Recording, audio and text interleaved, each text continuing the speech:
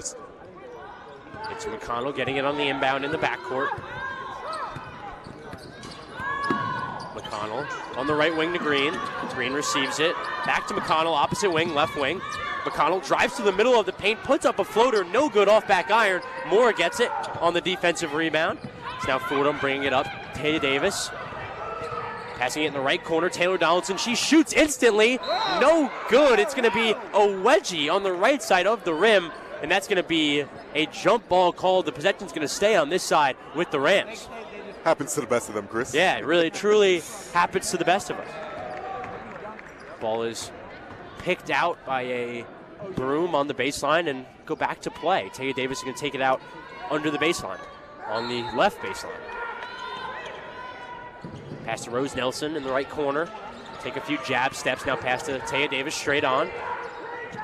Taylor Donaldson gets it off the ball on a screen. She's now on the ground.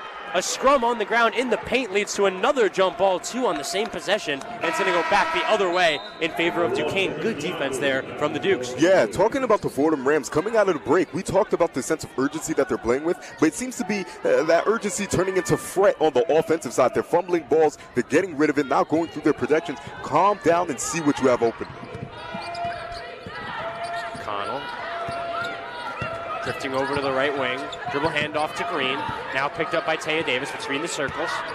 Top of the arc. Now in the right wing back to McConnell, guarded by the much larger Nelson. She drives baseline side. Stops at the left block. Tries to kick it back out. And out of bounds once again. Another turnover for the Duquesne offense. And Fordham gets it back. Almost like they drew it up perfectly again. McConnell getting rid of the basketball, and Kayla Berry able to hit the ground for the offensive foul on the side of the Dukes. Fordham getting possession back.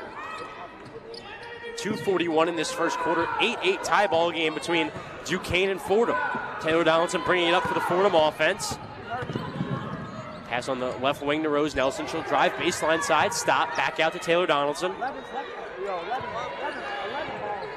Taya Davis. Top of the arc to Rose Nelson, dribble handoff right wing.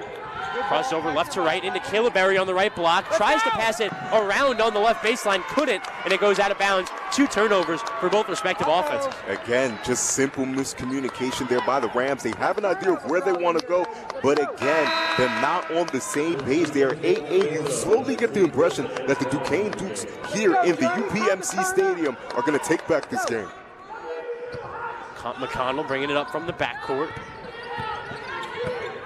McConnell dribble handoff on the right wing. Kiyaku now straight on, guarded tightly by Taya Davis, giving her some problems. Back to McConnell, right wing. McConnell directing the off-ball movement. Now moving right around a Hutchinson's screen, driving baseline side, out to the opposite corner to Green. Skip pass, tried to get it to Blackford, and it goes out of bounds.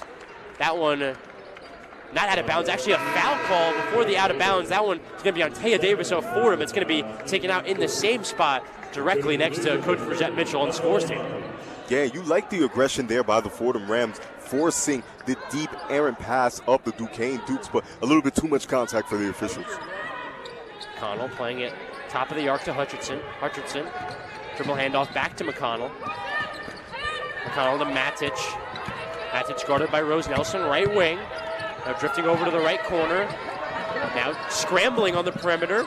Pass in the right corner. Kiyaku crossing over right to left. Getting in the middle of the paint. Stopping. Back out to McConnell. Her right wing 3. No good off the left side of the rim. Offensive rebound brought down by Matic. Reset Duquesne offense. Pump fake from Kiyaku. Straight on. Driving inside.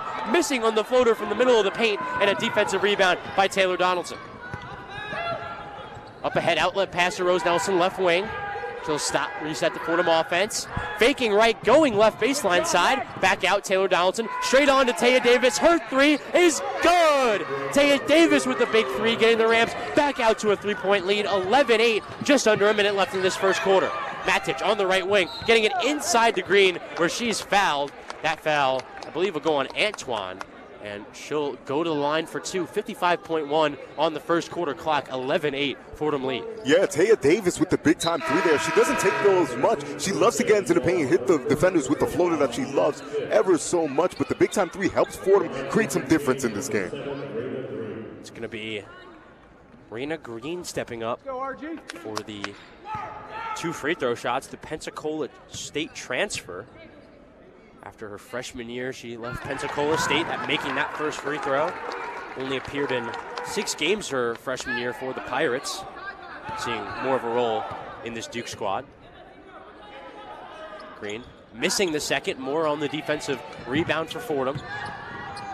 As I said, just under a minute left. Outlet pass played up to Kayla Berry. She goes to the rim, doesn't finish. Got around Matic with a Euro step, but couldn't finish on the shot. And it's going to be a jump ball called on the glass.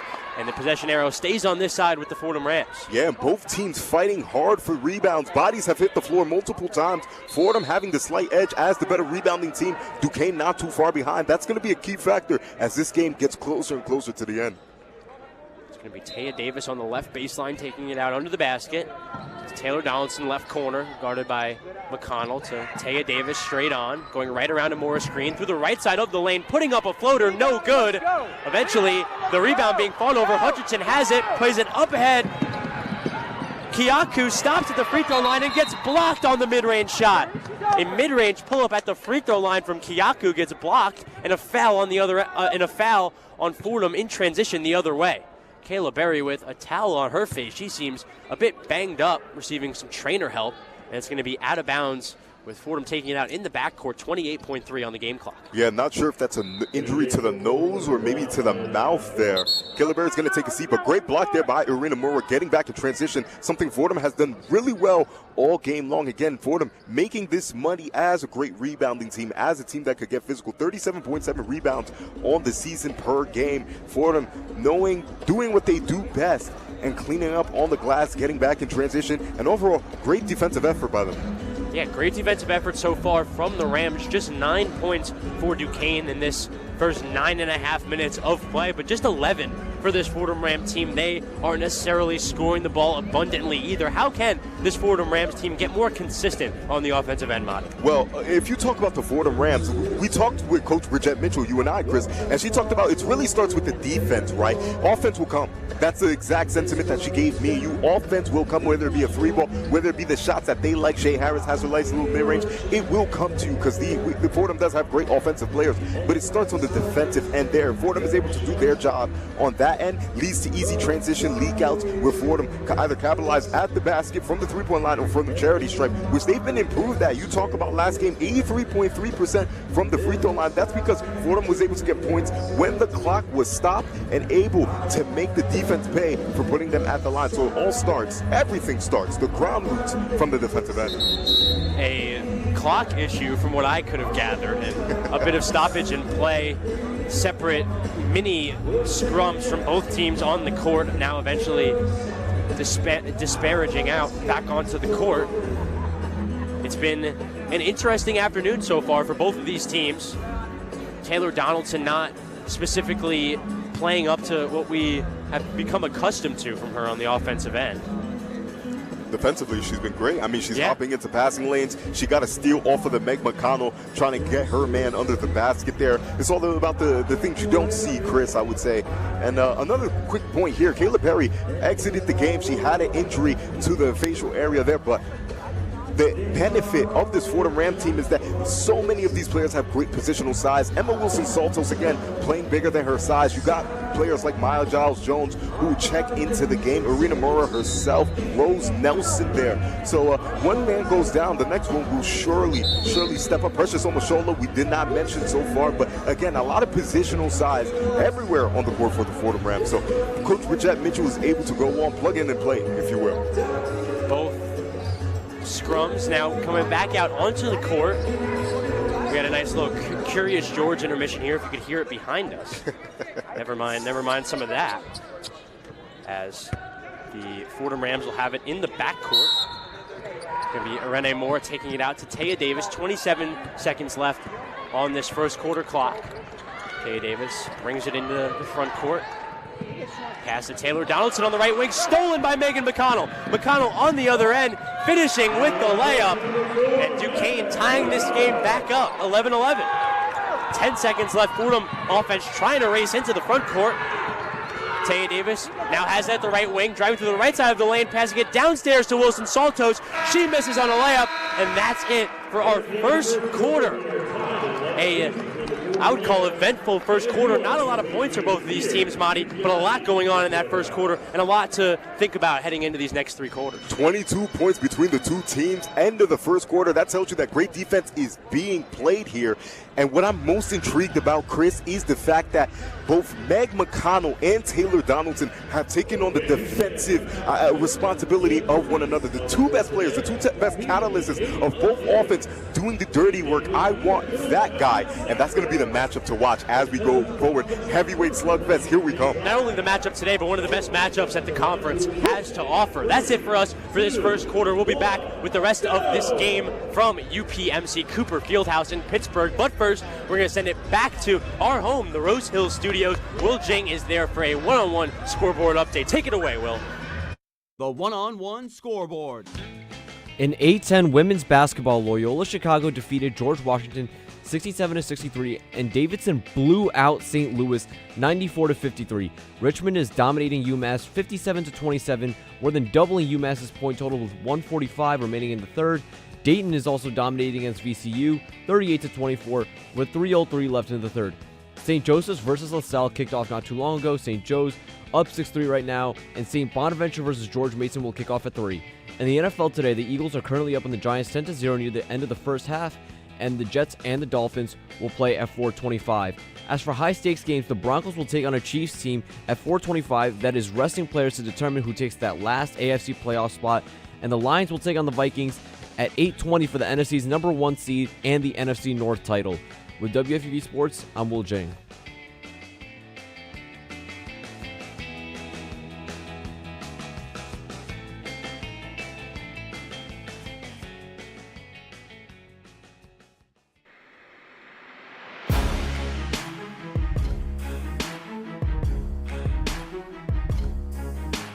I'm Chaz McAdams. And I'm Ben Oppenheimer. And we are two of your hosts for On the Hill, the flagship podcast of Fordham Athletics. We'll be talking about everything from football at Moglia Stadium to hoops at the historic Rose Hill Gym. Discussing the ins and outs of all Ram athletes, teams, and big games. If you want to be part of the Ramily, then listen to On the Hill from WFUV Sports.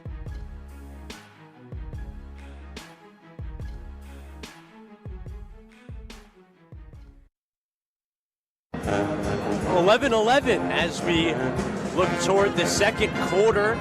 The Duquesne Dukes and the Fordham Rams here in some in-conference A10 women's basketball live on the campus of Duquesne University in the Steel City, Marty. Yep. This city's beloved Steelers taking a loss last night at home. Your beloved Steelers as well, Marty, taking a loss at home last night against Joe Burr and the Cincinnati Bengals. Saw people in Steelers gear in the hotel getting ready. We even thought about it for a few seconds. Yeah. It's too cold. I'm simply not built for those conditions. Way too cold, and I guess Joe Burr kind of rose to the occasion there with the weather. Him and Jamar Chase, the Louisiana boys, rising to the occasion, rather. Duquesne Dukes starting it off in this second quarter. It's Matic bringing it up for the Dukes offense in the right corner now to Kiyaku. Kiyaku drifting over to the top of the arc. Back to Hutchinson, right wing. Hutchinson, top of the arc to McConnell. Swinging it, Matic. Matic driving through the middle of the lane. Moves it to Green, left baseline. Back in the opposite corner to McConnell, right wing. She'll pump fake. Now back up to Hutchinson, right wing to Green, top of the arc. Inside quickly to Kiyaku. Kiyaku, quick pass to McConnell on the right wing. Not quick enough, not beating the shot clock. A shot clock violation for Duquesne. You see it on their warm-up gear seat belt. Fordham Rams forcing the shot clock violation. Duquesne not without a shot there and able to get nothing up. Let's go, White. We got a turnover right here. Moore taking it out in the backcourt. Taylor Donaldson in the backcourt, receiving a bit of a double team. Kiyaku and Hutchinson all over her. She has to eventually get it on the other side to Taya Davis to get it across half court, which she does. And a 10-second violation. Took them just a little too long, and the Duquesne Duke defense holding the Fordham offense. Meg McConnell is fast. She just zoomed across the court, almost like a free safety, looking for that football. Almost got the steal there, and she was able to force the 10-second backcourt violation. Matic giving it to McConnell, right corner. She'll take a quick three and a hit. Megan McConnell on the quick fire. She's got Duquesne out to a 3-point lead. Yeah, not the player, the last player, in fact, that you want to leave open. She gets them up quick, fast, and in a hurry. She's able to get the triple.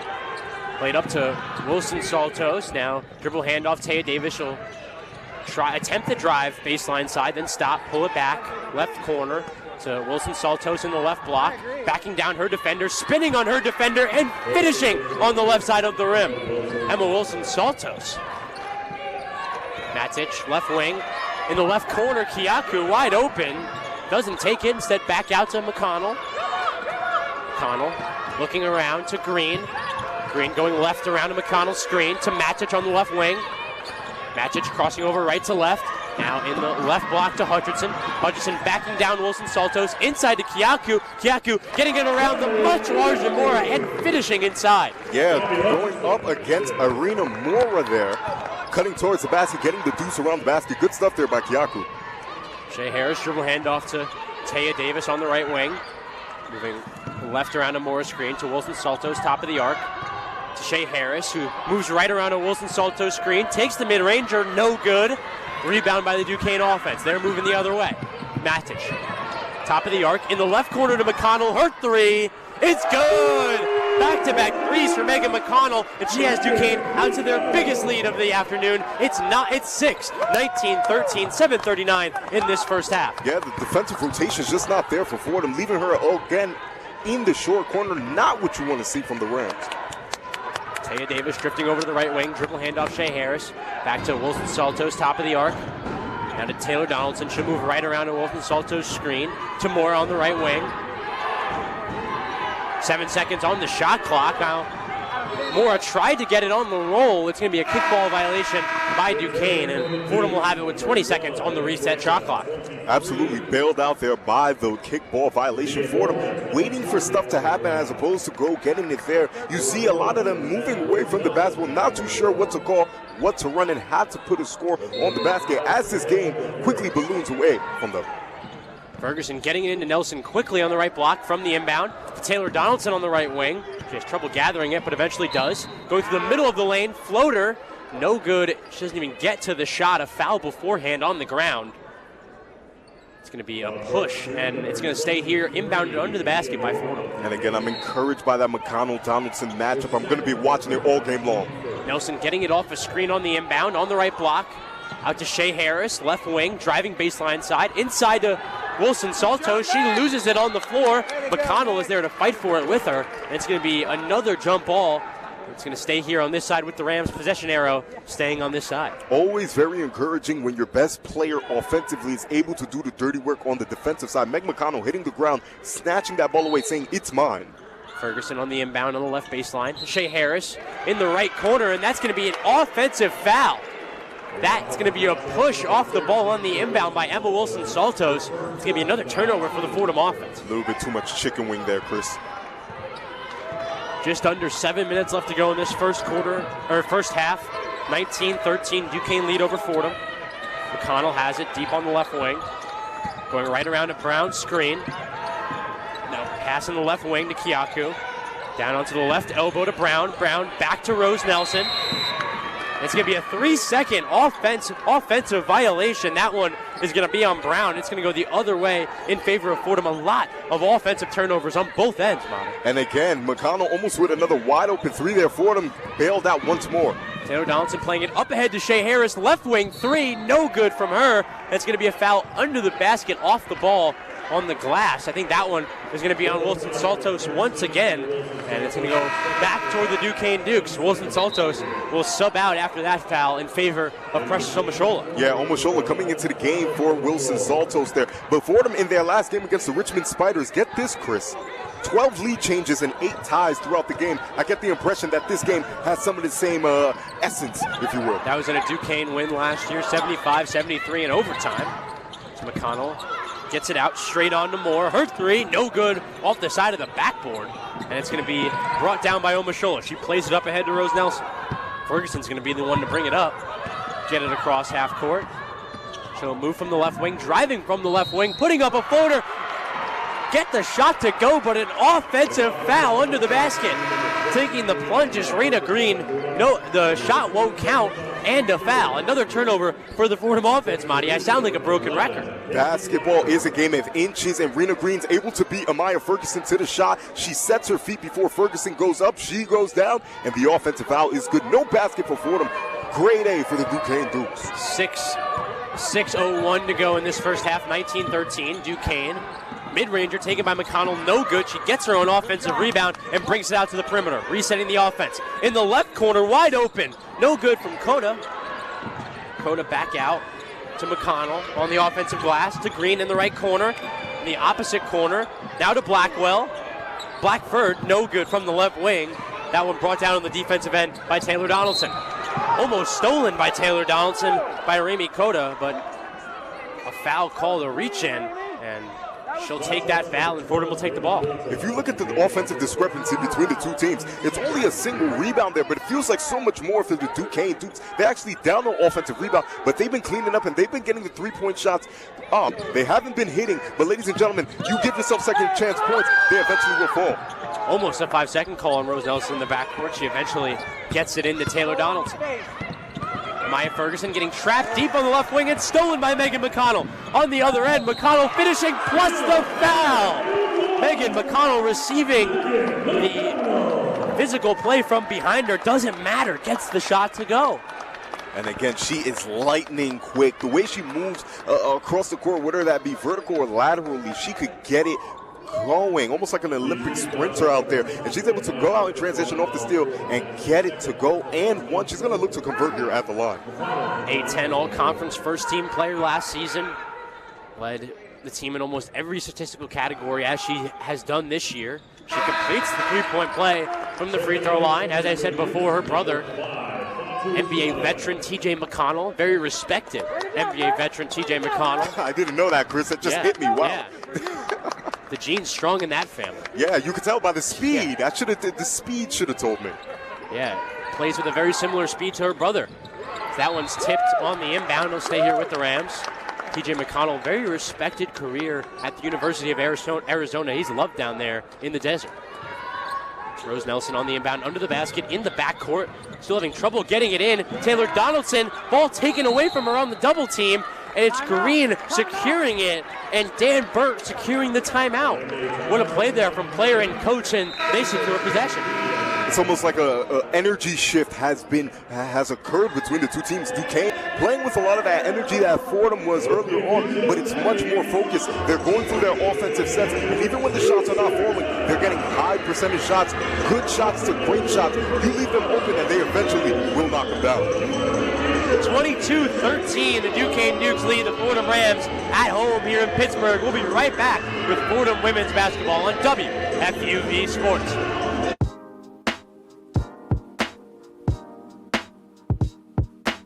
Hey sports fans, it's Bobby C. I'm the sports director here at WFUV. From live broadcasts of Fordham athletics to coverage of all the professional sports teams in the NYC, we've got everything a sports fan could ask for. Like talking sports? Check out One on One, New York's longest-running sports call-in show, as well as our diverse collection of podcasts. If you're a Fordham student interested in joining our program, feel free to shoot me an email, bobbyc@wfuv.org. And as always, thank you to all of our listeners who support us every week. 90.7 FM is the home of WFUV Sports.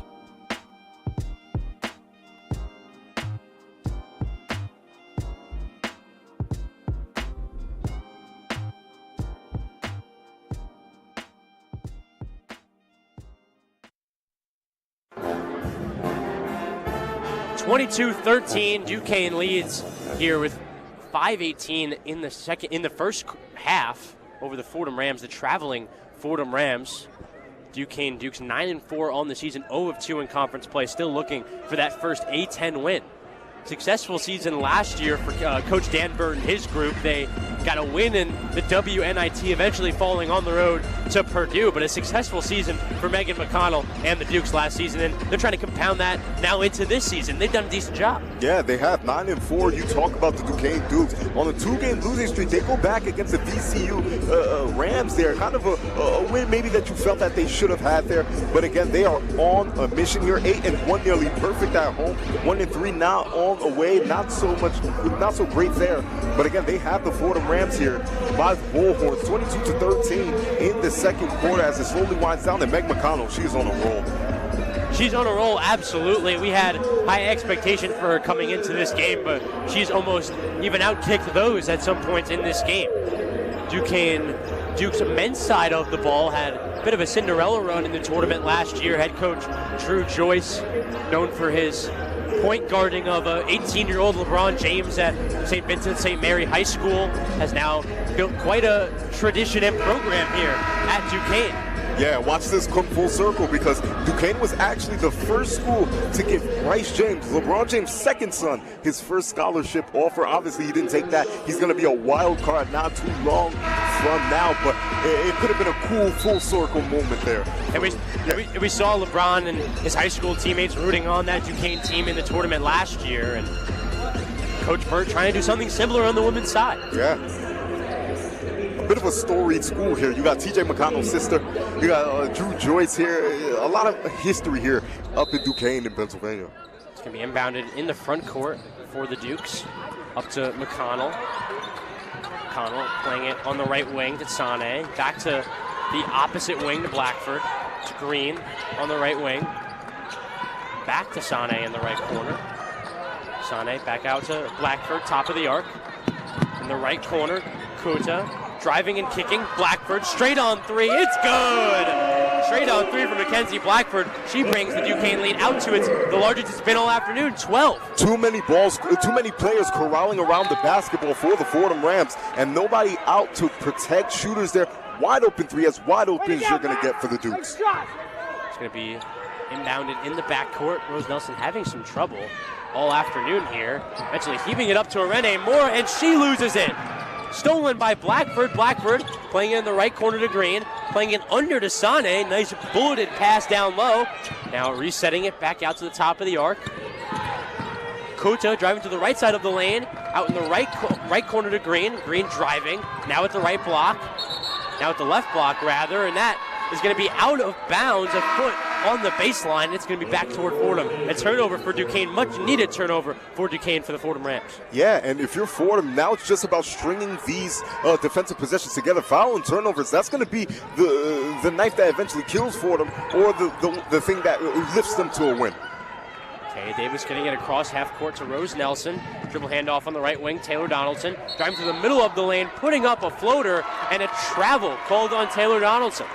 Another turnover for the Fordham offense. Only 13 points here with just 4 minutes left in the first half. Turnovers have to be a big reason. Yeah, again, Fordham averaging 18.8 turnovers per game here. Not too long ago, had a single turnover game. Again, the die has to be on for Fordham in terms of that. Good ball security is needed to compete with the Dukes. McConnell to Blackford on the right wing, now in the right corner. Pass top of the arc. Back to McConnell, left wing. Now in the right wing, Faith Walker taking a quick three, no good on the offensive glass. Duquesne has another opportunity, and a travel called. They gave themselves the opportunity with the offensive rebound and gave it away with the travel. Yeah, and if you keep giving yourselves those opportunities, eventually those shots will begin to come to you. It's a synergetic relationship. You give yourself a chance, and the basketball gods will believe in you. Rose Nelson playing it up ahead to Shea Harris on the right wing. Shea Harris dancing on that right wing. Back out to Taya Davis, top of the arc. Back to Shea Harris. Guarded tightly by Blackford. Now moving left around to Morris Green. Moving to the left side of the lane and finishing with the reverse with the right hand. Yeah, Fordham trying to come back into that one. Nice inside hand layup by Shea Harris to bring the game now within 10. McConnell driving to the right side of the lane, stopping at the free throw line. Back out to Sane, left wing, hurt three. No good, bouncing off the rim. It's going to be an offensive rebound by Faith Walker. Another chance here for the Dukes. McConnell driving from the right wing. It's stolen from her by Shea Harris. Ball still on the ground. McConnell gathers it back. Dukes with another chance. Blackford straight on three, no good. And that ball flying out of bounds, and it'll be back toward the Fordham Rams. A wild sequence there for both teams. And again, Duquesne crashing hard. And it's been something it's kind of the sequence of this game. They miss a shot, they get it right back, they miss a shot. But again, Fordham has to be kicking themselves because you have to be scared every time a three-pointer flies from the Dukes. Given to Mora on the inbound under the basket in the right corner. She's fouled on the floor. That'll still be an inbound under the basket. Still one more foul for the bonus. It's going to be Kayla Berry taking it out on the right baseline under the basket. Berry playing it deep on the right wing to Taylor Donaldson, out of the reach of her hands, and back into the hands of McConnell. McConnell, dribble handoff, Faith Walker, stopping at the left elbow, dribble handoff, Blackford, she drives, puts up a layup and misses. Missing on the layup, Kayla Berry's on the defensive glass, wrestling it out of the hands of some Duquesne Dukes, and it'll be a foul on the floor in favor of the Fordham Rams. Both teams now sitting on 4 fouls. Dribble handoff after dribble handoff. Fordham, no backside defensive help there. Faith Walker basically waltzing to the basket there, just misses the shot. But again, Fordham giving them every single chance to put the ball in the basket. It's going to be an inbound from Kayla Berry under the basket once again to Mora in the left corner. Now a race to the front court. Taya Davis eventually gets there on the right wing. Now driving from the right side to the left side of the lane. In the left corner, Taylor Donaldson, her quick three, no good off back iron.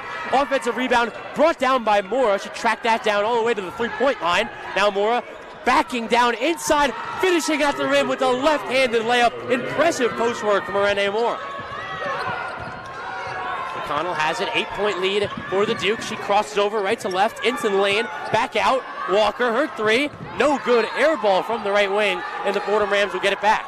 25-17 Duquesne lead over the Fordham Rams. 2:10 to go in this first half. And I can't stress it enough, the defensive rotations by the Rams, it has to be discouraging there. Again, shooters are wide open with all day and a night to let the three fly. Again, hasn't been falling before, and you have to get out there. You have to stop giving the Dukes these opportunities. It's Taya Davis with the ball, getting it into the front court, breaking the press. Ferguson now has it right corner, driving, kicking it out. Kayla Berry, left wing, mid-range, no good on that jumper. Now Duquesne has it the other way. Kiaku, dribble handoff, McConnell, straight on. Top of the arc, now drifting toward the left wing. Now driving through the middle of the lane, tried to dump it to Brown on the left block, and a foul called. That one going to go on Kayla Berry, and it's going to stay here with the Dukes. A little bit of an iffy call there. Yeah, you could have probably let that go if you were the ref. It's within the flow of the game, not too much contact, but the player goes down and the ref blows their whistle. 5th foul now for Fordham. As I said, both teams were with 4 fouls, that one being the 5th. Now a 1-and-1 at the line.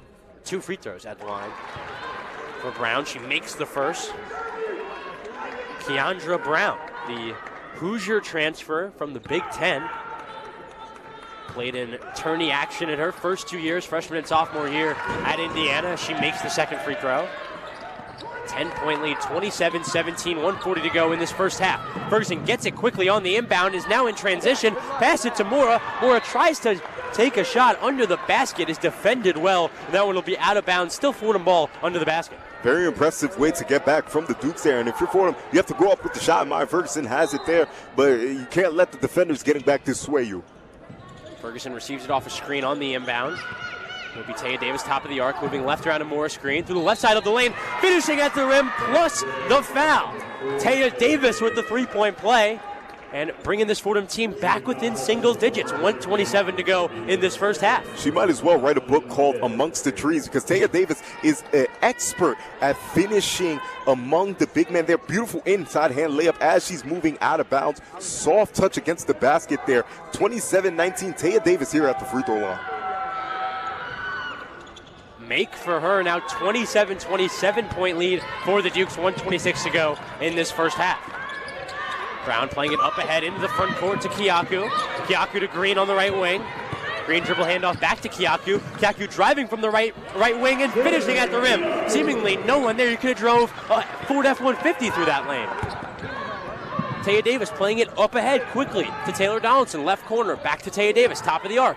Guarded by Kyaku, crossover right to left, going to the left side of the lane, to Mora on the right block. She puts up a spinning shot, no good on the shot. It'll go the other way in favor of Duquesne. And again, no weak side rotation from the Fordham Rams. Again, Duquesne basically able to waltz in there and grab the free 2 points there. Not what you want to see as Fordham is trying desperately to mount a comeback here in a 9-point affair.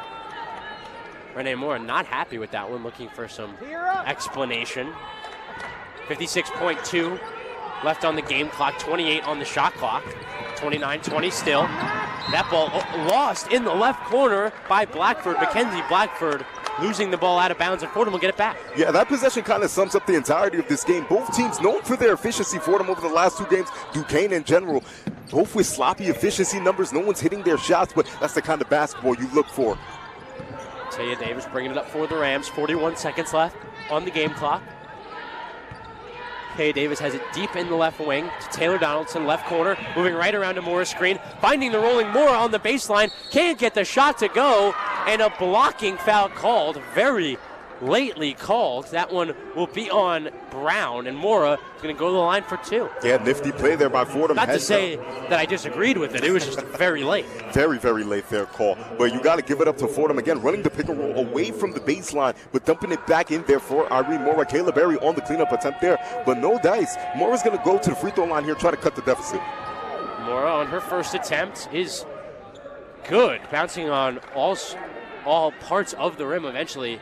Going in, 29-21, Duquesne lead over the Fordham Rams, 29 seconds left. And Chris, when you talk about Irina Mora, you talk about efficiency and scoring. Career high 24 against the Richmond Spiders, but she shot 11 of 16. She's one of the team leaders rather in free throw percentage efficiency. She gets it done, and she gets it done efficiently rather. So Irina Mora knocking down the free throws, there's no surprise there. Matich trying to play it ahead to Blackford in the backcourt. It's stolen. Taylor Donaldson steals it, tries to put up a quick 3, blocked from behind by Megan McConnell. Fantastic presence of mind there by McConnell. And it'll be, I believe, a foul of some sort. No, it's actually going to be taken out under the basket. No foul. Confused by the stoppage of play there. Out of bounds. It's going to be taken out by Taya Davis and Fordham under the basket on the right baseline. And that's where communication comes in. You got to be able to tell Taylor Donaldson that, hey, got a man on your back. Yeah. McConnell getting that block from earlier. Same thing happened to her off of the Irina Mora block attempt. McConnell not happy with Blackford after the turnover as well.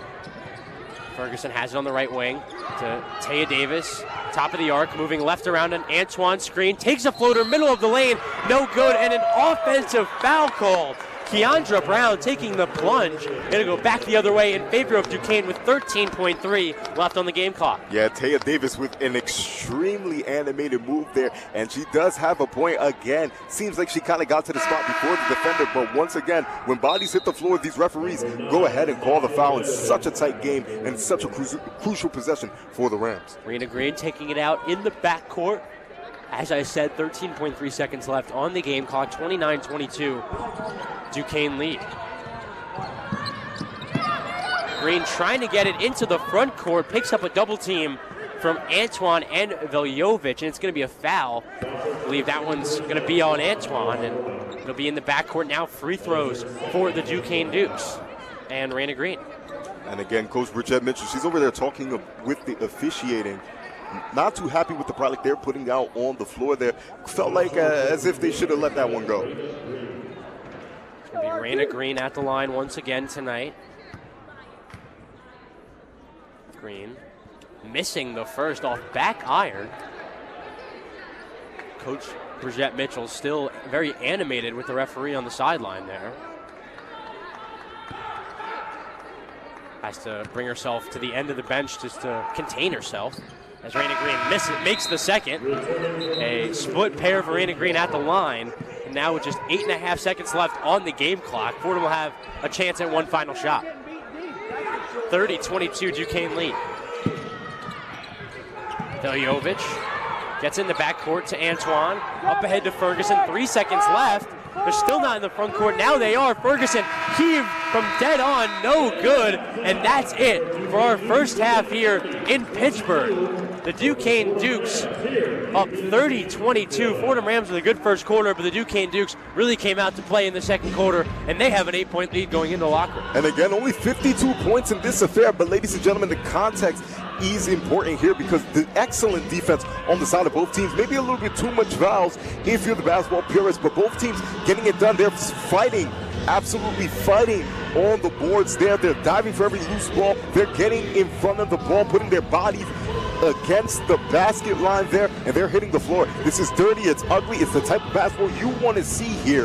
If you're a fan of A-10 basketball, Chris, a lot left basketball to be played. Duquesne Dukes up at halftime in the Steel City at home, 30-22 over the traveling Fordham Rams. We'll have you for second half action from Pittsburgh after this. But first, we're going to send it back to the Rose Hill Studios for a halftime report with Will Jing and George Smugatakis. So from the first half, from Duquesne, 30-22, Duquesne leads the Fordham Rams. Megan McConnell leading the game with 13. We'll be right back with the second half. Take it over, guys. The one-on-one halftime report. Welcome to the Rose Hill Studios. I'm George Smugatakis, joined by Will Jing, and the Fordham Rams are trailing the Duquesne Dukes with a score of 30-22. Will, what are your opinions on this first half of Rams basketball? I think it's been an offensively ugly game, especially on the Fordham side. I think Taylor Donaldson just has not come to play today. She's had a very solid season so far, leading the team in scoring the season, but today only 2 points. She's 1 for 6 from the field, and then to add that 4 turnovers, that's another thing. Fordham has really struggled in terms of taking care of the basketball, and I think that's what's plaguing them right now as they trail. Yeah, I agree. The Rams have been averaging 18 turnovers a game, and we already have 17 in the first half. So I think ball security has led to the downfall of the Rams so far. And the Dukes have 16 points off of our turnovers, which helped grow their lead to what it is right now. I think also, just to add on to what our commentators, Chris and Marty, said, the second quarter was a key turning point. I think that Duquesne started to pick it up in that second quarter. Still, I would say that neither team is playing exactly great, but Duquesne, they started to figure things out, whereas Fordham it was similar to the first quarter, maybe even a little worse, where it was just looking a little bit lost out there. I think Duquesne shot more free throws as well, so just got to kind of clean up the whole game all around for Fordham. I agree. The Rams 10 fouls in the first half, leading to 9 free throws, and those 9 free throws could be the turning point between a Fordham lead versus a Duquesne lead. Yeah, and I mean, I think defensively, the Fordham Rams aren't playing exactly even bad. 30 points, you can win a game allowing 30 points to the other team, but I feel like with Fordham, you either have to really ramp it up defensively, or the offense has to come from somewhere. I think, as I said earlier, Taylor Donaldson, she's been one of the most key players this season, so if she can really turn it up, I think that's going to help. Or just somebody needs to do something, kind of spark some energy into this team. And I mean, halftime, it's also a great time for coaches to go over game plans. Tell the players, this is what plays we're looking to run in the second half. This is what the game plan is going to be. Right now, you have a little bit more time if you're the coach to talk with your team. So I think we're gonna really find out what Fordham women's basketball is made of when they come out of the halftime break. Yeah, for sure. And also, the Rams haven't been scoring the ball the way they have been in prior games. They're shooting 8 for 27 from the field, 29.6%. When you're shooting 30% from the field, that's not how you play winning basketball. You need to be able to move the ball and create high percentage looks. A lot of our misses have come from behind the arc. We have 1 made 3 this whole half, and we need to find a way to have higher percentage looks that can lead to easier scoring opportunities. I also think I'm looking at the box score here. It's not exactly a greatest sign when only 5 of your players have scored. Yeah, no. In the first half, I think, I'll say this. I went to beat report at the Nets game yesterday.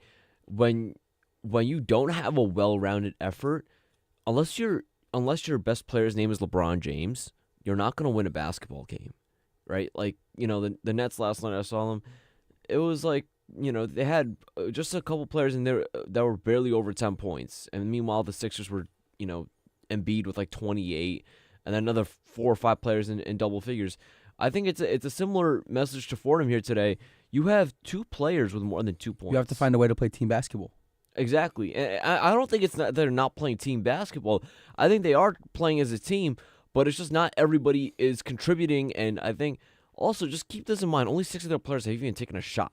Yeah. So it's less about being a team than it is about getting some confidence if you're some of these other players. Like Rose Nelson has played 10 minutes, no shots. Take a shot. You know what I mean? Have a look. At least try to find a rhythm.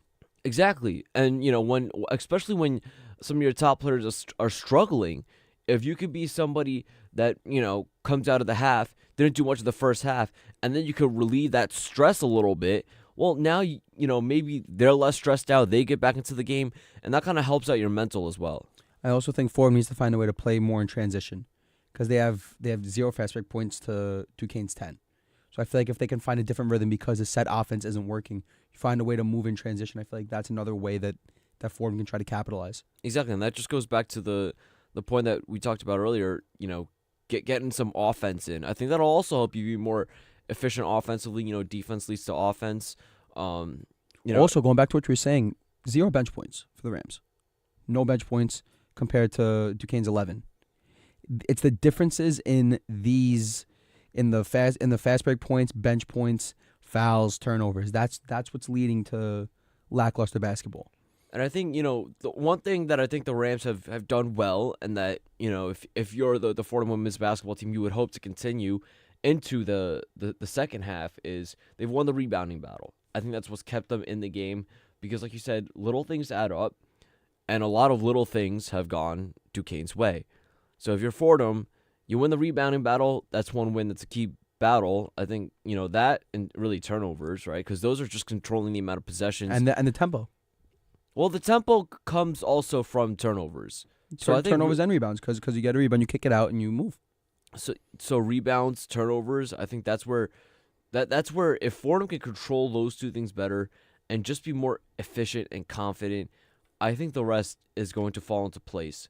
But it's just right now it's halftime. It's not out of reach at all. Exactly. Take a deep breath. Recuperate, kind of regroup, and then come out and play the way you can play in the second half. For sure. And also, you have to also look at Duquesne. We haven't found a way to lock up Megan McConnell. Yeah. She's been a problem. She's been shooting well. She's taking high percentage looks, and she's leading this Duquesne offense. How do you think the Rams can stop it? I think, looking at Duquesne, they have a tad bit of a similar problem to Fordham as far as well-rounded scoring. They've also only had 6 players score. So I think if you're Fordham, you look to make those other players take some shots. And for them, keep the ball out of her hands. Well, for Duquesne, here's the thing. The other players more players have taken shots for Duquesne. They're just missing. So make those players show you that they can score. Make Megan McConnell pass the ball. If you need to throw in a double here and there, if you need to switch up your defensive schemes, whether it's try and zone, putting a different person on Megan McConnell, whether you want to do box and one, try things, right? She's played 20 minutes and has 13 points. 13 is almost half of the Duquesne's 30 points. Yeah. So make the rest of the team play. And also make her work for it, because it seems like the Fordham Rams have had lapses in their defense. They've had opening lanes, and that's led to the easier scoring for Duquesne. And not only that, Megan McConnell has 5 steals. They're playing a 2-way game. They're playing well on both sides of the ball, and Fordham is playing lackluster offensively and just okay defensively. So, I mean, that goes to show you. I mean, it's not even that the fact that Megan McConnell has 5 steals. Again, it's not that Fordham is playing really, really poor defensively. Again, that's just going back to offensive efficiency and taking care of the basketball. And defensively, just just make somebody that's not Megan McConnell score. For That's sure. it. Sure, they have to find a way to have Duquesne spread the floor and not run everything through Megan McConnell. Precisely. Yeah, and also moving on, we should also look at the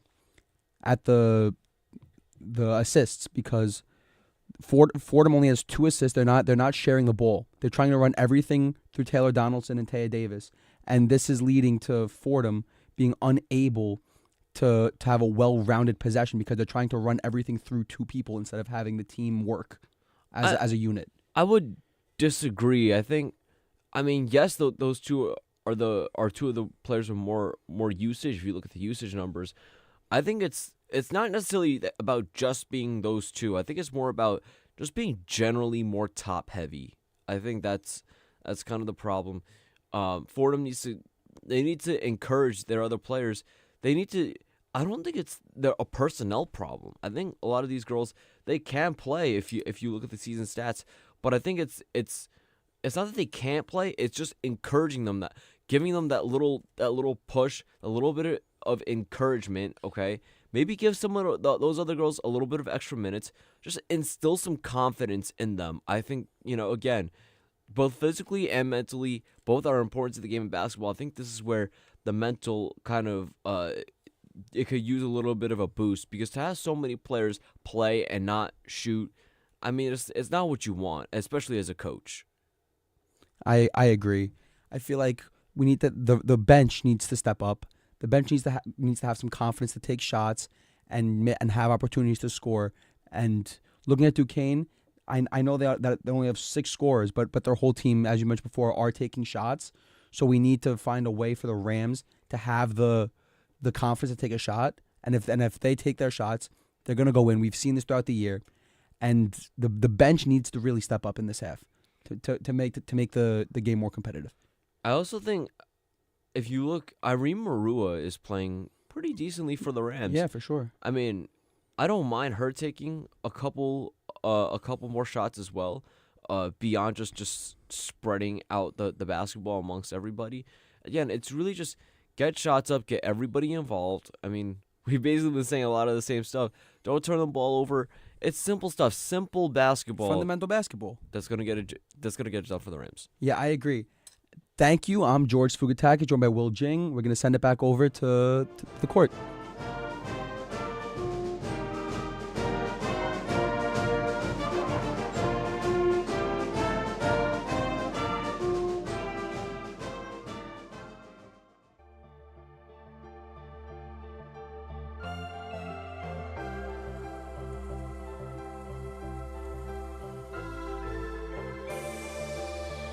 Hi, this is Mike Breen, WFUV class of 1983. WFUV is the flagship station of Fordham Athletics with live coverage of Fordham football, Fordham men's and women's basketball, in addition to Saturday one-on-one. Stay right here on 90.7 FM for all things WFUV sports.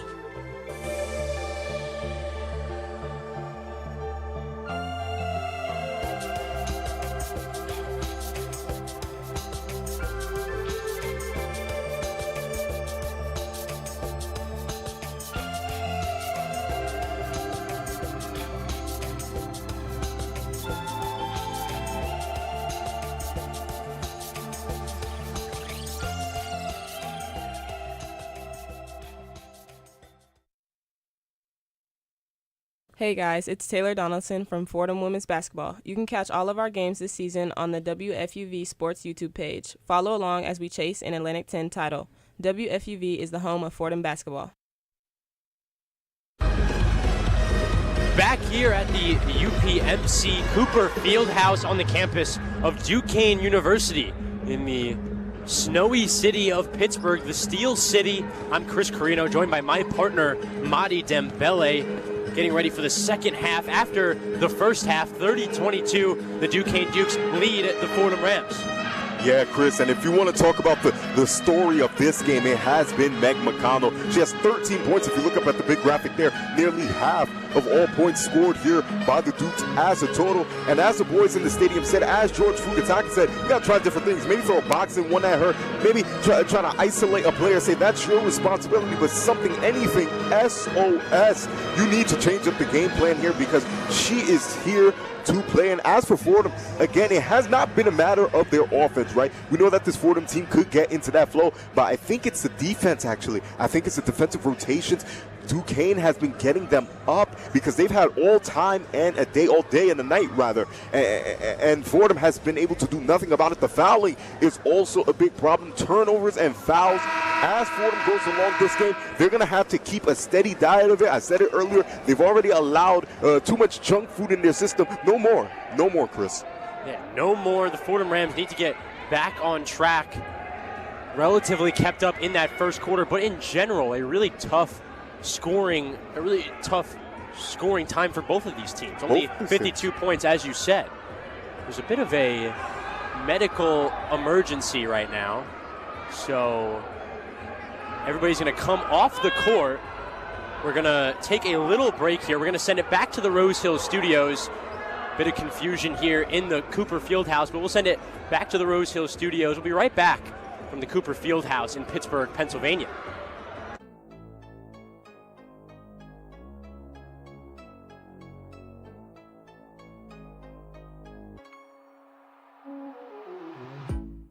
Hey, this is Chris Carino, Fordham and WFUV class of 1992.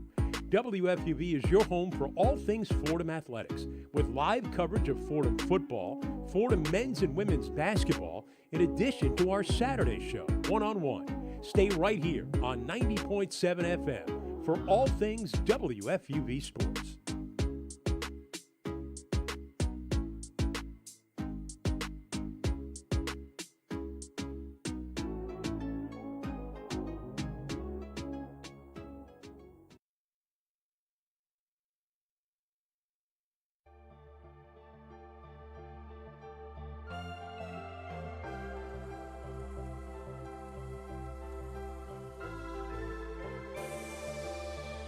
Hi, this is Mike Breen, WFUV class of 1983. WFUV is the flagship station of Fordham athletics with live coverage of Fordham football, Fordham men's and women's basketball, in addition to Saturday One-on-One. Stay right here on 90.7 FM for all things WFUV sports.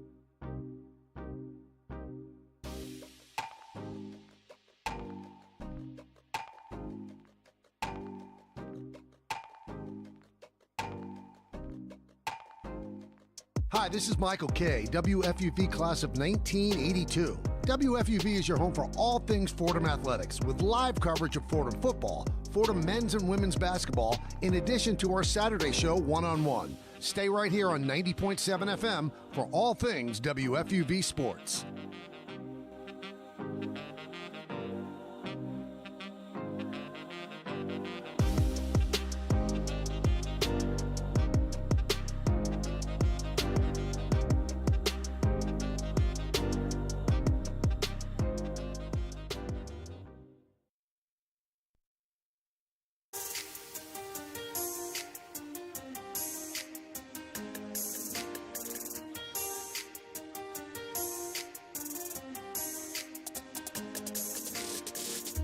Hi, my name is Ryan Rucco, WFUV class of 2008.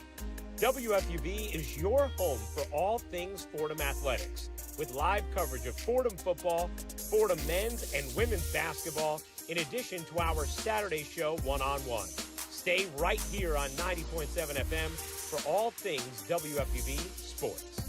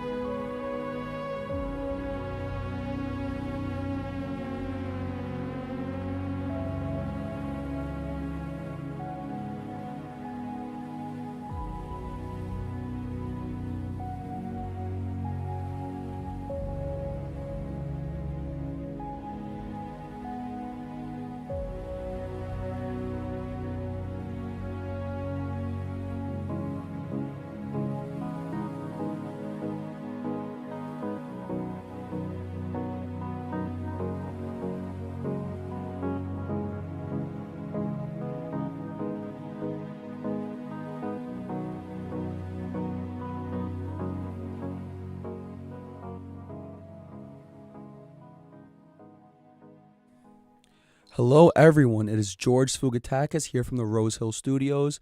I'm sorry to announce that there has been a pause in play currently due to a medical emergency at Duquesne, and I'll be sure to let the listeners here know if and when we will be back on air for the game. Thank you very much.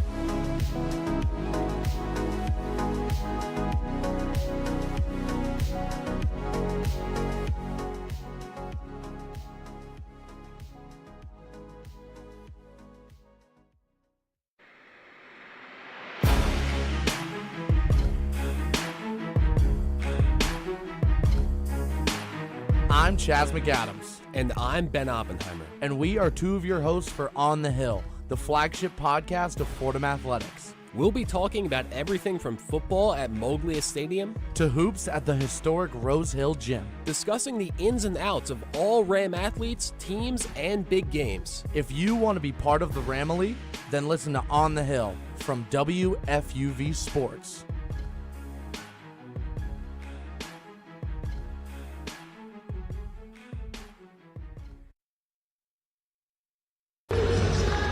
Welcome back in to the UPMC Cooper Fieldhouse on the campus of Duquesne University. The Duquesne Dukes, the hosting squad, up 30-22 after that first half. A bit of a scoring drought for them. They made up for it on the back half of the second quarter. The Fordham Rams trailing by 8 going into the second half. Chris Carino joined by Madi Dembele. And we talked a little bit about it, Madi, just before the break, but kind of getting into it more specifically for this Fordham team on the offensive end. Need to get some more consistency, just need to get more overall scoring if they want to stay in this game. Yeah, a lot of fumbles, a lot of miscommunication, and just a lot of disarray on the offensive end for the Fordham Rams. Haven't been able to get much going there. Again, the ideas are there. You see them calling out plays. You see what they want to run and how they want to approach this game. But again, it's been turnover after turnover. It's been miscommunication after miscommunication, and it's been bad bad shot after bad shot. Fordham has to settle in offensively because I feel like they've been rushing on that end personally. Again, take your time, see what you have, and use the full 30 to your advantage. In their last game, their win against Richmond on Thursday, the Fordham Rams really slow from the three-point line. That heated up as the second half went along. They're only shooting right now just 16% from the three-point line. They need that to go up just to stay competitive and get this one close as we get closer.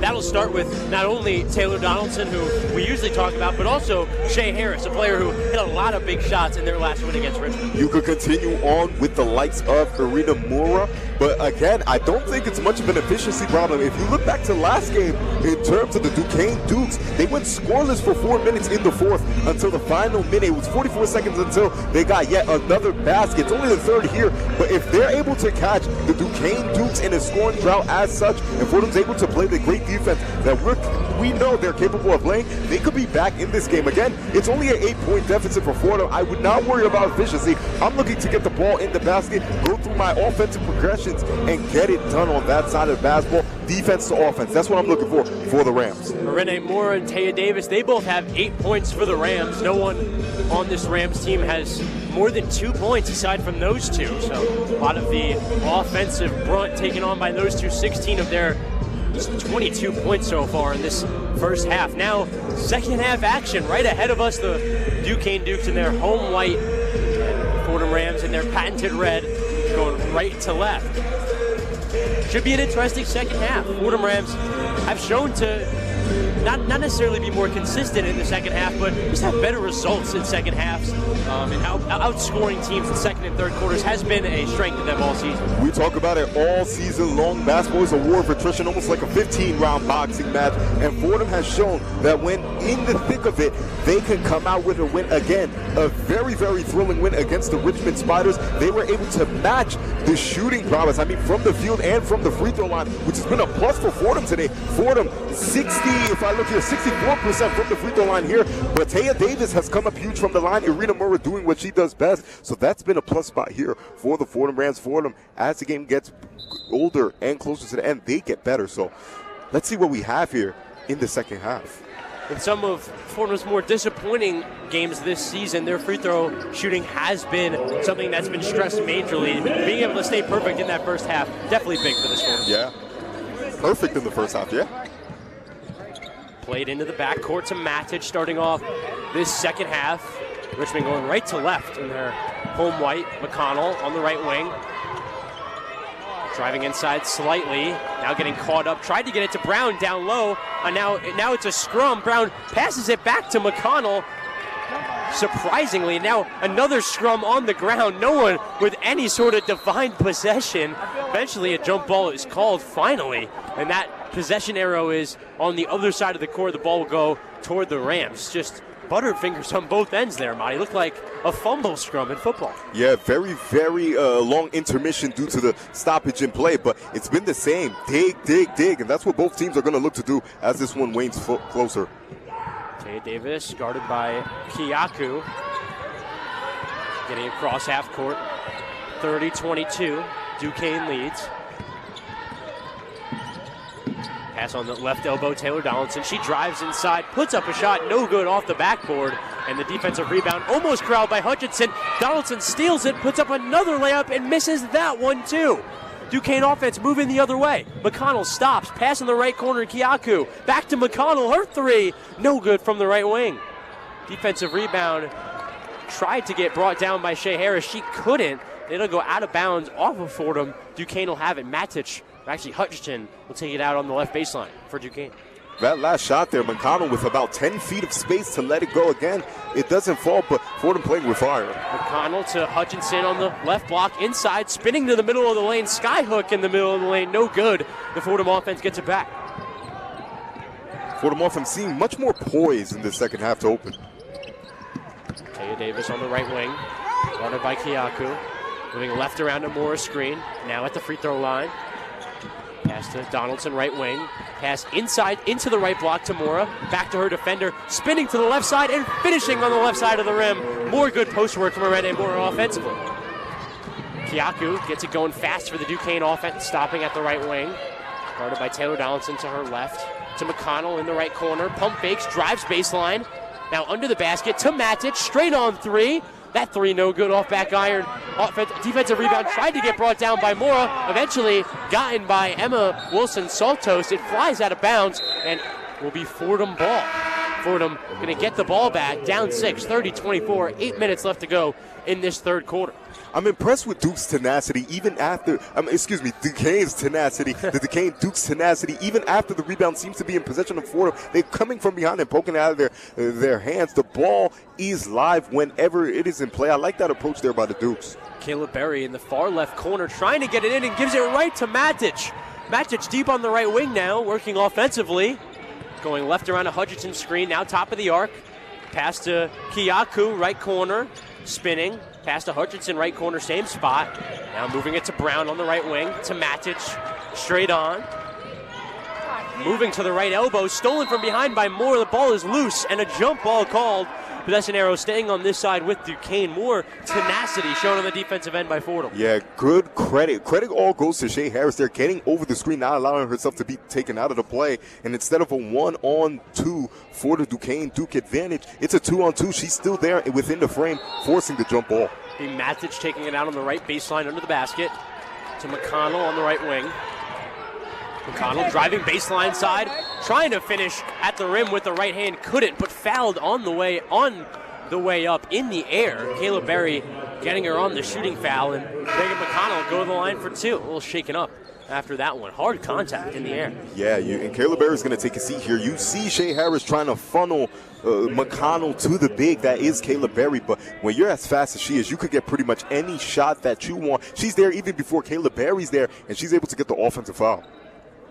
Both teams going to go to their respective coaches for a mini huddle on the court once again. I think the referees have something to figure out in review on the scores table. We'll stay here. Fordham Rams shortening the gap slightly, 30-24, 6-point lead for Duquesne, 7:40 to go in this third quarter. It seemed like Fordham offensively at least needed to close the gap in this quarter. They're kind of doing a good job of that, but still some sloppiness on both offensive ends for both of these teams. Yeah, in fact, Chris, if you look on the side of Fordham, they lack completely behind Duquesne in terms of bench points, fast break points, and points off of turnovers. Duquesne, 10 fast break points. They're able to get it going in transition, able to score within the blink of an eye, and bench points. It's been all hands on deck. We talk a lot about Meg McConnell, but it's also been Brown, and it's been players such as Kiyaku, and Hutchinson's been getting in there. So it's a strength in numbers type of approach for the Duquesne Dukes, and Fordham trying so desperately to get back into this one, 30-24. They're in. It's still a 6-point deficit, but if you're Fordham, you have to change it around quick, fast, and in a hurry. Duquesne also sitting on 11 bench points to Fordham 0. Yeah. Definitely a major point in this game, but I do think, to your point, Marty, when looking at those fast break points, that is seemingly the difference in this game. A 10-point difference in fast break points and a 6-point difference on the scoreboard. If Fordham can close that gap or even just stay more conservative on the offensive end to lessen the fast breaks of Duquesne, that can help dramatically. Absolutely, and for Duquesne, that's a very, very quick turnaround, because if you look at their loss to VCU, there was only 2 players in double figures there, and that was McConnell, of course, and Kiyaku, only 2 players within double figures, but everybody has seemed to be getting in on the action here. It's been a quick turnaround. It's been a facelift, a rejuvenation, if you will, and Fordham not knowing what hit them in that department. 30-24 here. And Renee Mora getting the gap closer for this Fordham team, now getting it to 6. A nifty move down in the post for Mora, having her have that confidence down low. We saw it in the last game against the Spiders, but especially here today, now down 6 points. How important can that confidence be down low for Renee Moore, and how successful can she be with that confidence down low? And that was great defense there by Hutchinson. She was able to get her underneath the basket, right there where the sideline could act as an extra defender, the baseline rather, but to no avail, because Irina Mora, her footwork is top-notch. Again, she's been touted as a back-to-the-back center. She's able to flip it up on a nice little reverse there, and regardless of the Hutchinson defense and regardless of the sideline acting as an extra defender, she's able to get it to go. It's a move that's worked all well for her all season long, and it's not a matchup that phases her at all. Shea Harris, we haven't seen a ton of yet as this game has went along. Another thing we haven't seen a ton of from this Fordham team is three-point shooting. Seems like Shea Harris could be the one to get this Fordham team back in the three-point shooting conversation, especially down the stretch. We talked about it earlier in this game, how the three-point shooting really helped in the Richmond game as that gap got closer as that game went along. I can see a similar trend happening here. Again, I'm not too worried about the inefficiency of both squads, given the fact that both squads are not shooting well. But Fordham has only taken 6 threes a game, and that's not for a lack of trying. I mean, like, you got to be able to get them up. Give yourself a chance to get hot from behind the line. 1 of 6 is their percentage for 16%. Again, Fordham, make or miss, you got to put them up there, because you miss 100% of the shots that you do not take. Megan McConnell at the line. Gonna try and make 2 shots she is taking. Makes the first, 31-24, Dukes, 7:40 to go in this third quarter. McConnell, first team All A-10 last year. The focal point of this Duquesne team, making the second there as well. Now an 8-point lead for Duquesne, 7:38 to go in this third quarter. Taya Davis brings it up for the Fordham offense. Top of the arc, guarded by Kiyaku. Now drifting left, it's going to be a foul off the ball. That one on Matic. She fouls Shea Harris, trying to move out to the right corner, and it'll stay here with the Rams. Shea Harris with a nice little smile on her face. Maybe she's hiding something. Maybe something we don't know about. Maybe the refs don't know about. Taylor Donaldson on the right baseline. Sending it into Mora on the right elbow. Dribble handoff to Donaldson at the free throw line. Her mid-ranger is good. Taylor Donaldson finishing the pretty play from the Rams. Trap here at half court from Shea Harris and Taylor Donaldson. Matic having trouble with it. Finally gets it up ahead. McConnell now has it. Left corner 3. No good. Wide open. Couldn't get it to go. And Taya Davis is there on the defensive rebound. Up ahead, Taylor Donaldson way ahead. Her floater from the left block is good. Shortening the gap now to 4. It's 32-28. Dukes, 6:55 to go in this third quarter. Matic driving and kicking. McConnell from the right wing. It's good. Megan McConnell with another 3, and she brings the Duke's lead back out to 7. And that's what's going to be important for the Dukes. The Rams avalanche, the rampage is coming, but if they're able to get points in the fire, they'll be okay. Shea Harris on the left wing, going right around Wilson Salto's screen. Back out to Mora, top of the arc. Jumping the pass is McConnell. Megan McConnell on the other end, finishing with the contesting Arene Mora right in her kitchen. Fantastic play on both ends from McConnell. She's like the invisible man. She's here, but she is not. Quick 3 taken by Taylor Donaldson is good from the left wing. That one was from one of the yellow bridges here in Pittsburgh, and that brings them back with 6. 37-61, 6:04 to go in this third quarter. That one goes out of bounds. It'll stay here on this side with Duquesne. Pass batted out on the scorer's table. It'll be inbounded right in front of their own coach, Dan Burke. And again, Chris, I remind you, 12 lead changes, 8 ties throughout the game against Richmond. You kind of get the impression that this could be that, given the fact Taylor Donaldson with 7 quick points, quiet earlier on, but she is here. Brown spinning baseline side off the inbound pass to her, and gets called on the travel on the way to the rim. It's going to be Fordham ball back down 6. Fordham with a chance to cut this to 4. 6:01 to go in this third quarter. Trying to get it ahead into the front court. Mora gathers it. Now gets it across half court. Going through the middle of the lane, through the middle of the paint. Trying to finish at the rim. No good on the right-handed layup. And Brown tries to get a two-handed outlet pass out. Wilson Saltos is there to block it. And Wilson Saltos got back possession just in time for Brown to foul her. Heads-up play there, because the initiative is to get back once the rebound is in possession of the opposition. But Saltos stays in her face, forces the errant pass, and she's able to corral it and draw the foul. Left baseline being inbounded by Taylor Donaldson. Bit of conversation from the referees. Figuring something out. Obvious miscommunication here. Nonetheless, here we go. Taylor Donaldson, as I said, inbounding it to Arene Mora on the left elbow. She's going to take a straight-up shot. No good on the face-up jumper. And it's going to be on the defensive glass for McConnell. McConnell coming the other way with speed. Her patented speed. Back to Green. Green in the right corner to Matic. Her 3. No good. McConnell trying to fight on the offensive glass to get it. And that one will go out of bounds. Fordham ball.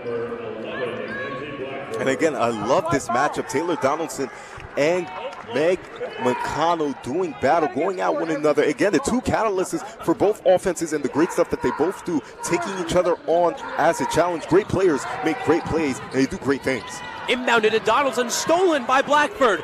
3, no good from the left wing from McConnell. And that one to go out of bounds in favor of the Rams. McConnell had a quick and open 3 there. Took Fordham and me off guard there, but couldn't quite get it to go. It'll be Taya Davis in the Fordham offense, coming out of the backcourt, into the front court. Mora breaking into the front court, into Veljovic on the right wing. That 3 is good. Pure for Stasi Veljovic, and that brings Fordham back within 3. 5:06 to go. Line drive 3, you can see it from where I'm sitting. That was a good one there. Stolen in the front court by Mora. Brown couldn't get to it. She reached out. Mora was there to grab it. And Taya Davis in the right corner. Veljovic again. Back-to-back 3s on back-to-back possessions, and this game is tied. 37-37, 4:45 to go in this third quarter. McConnell in the right corner. Blackford's 3, no good, offside rimming. Rebound by Emma Wilson-Saltos. Mora in the backcourt trying to get it ahead past midcourt. They do. In the right corner to Veljovic. Veljovic trying to get there. Couldn't quite get there without stepping out of bounds. And it's going to be back to Duquesne. But what a little stretch there, specifically for the Fordham offense. Yeah, Anastasia Veljovic, ladies and gentlemen, she didn't get to start the season off due to injury, but she is here with the three-point shooting. You saw Taya Davis try to get the cross-court pass to her. Great initiative there. Great idea there. 37-37, just like that. Basketball's a game of runs, and Fordham stampeding one-on-one of their own. Yeah, Fordham down to start this second half, almost by double digits. Now having it tied at 37. Duquesne and Fordham tied at 37. 4:27 to go in this third quarter. A media timeout, so we'll take a little break too. You're listening to Fordham Women's Basketball on WFUV Sports.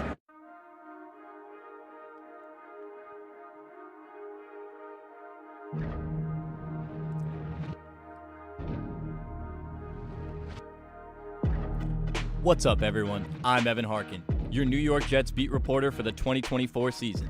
Stay up to date with all things white and green from MetLife Stadium.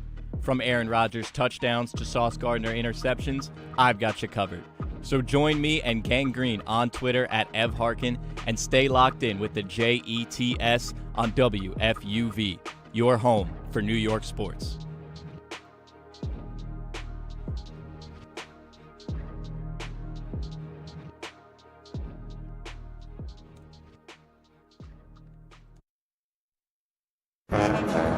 Fordham with a red-hot third quarter, eliminating their deficit entirely. 37-37.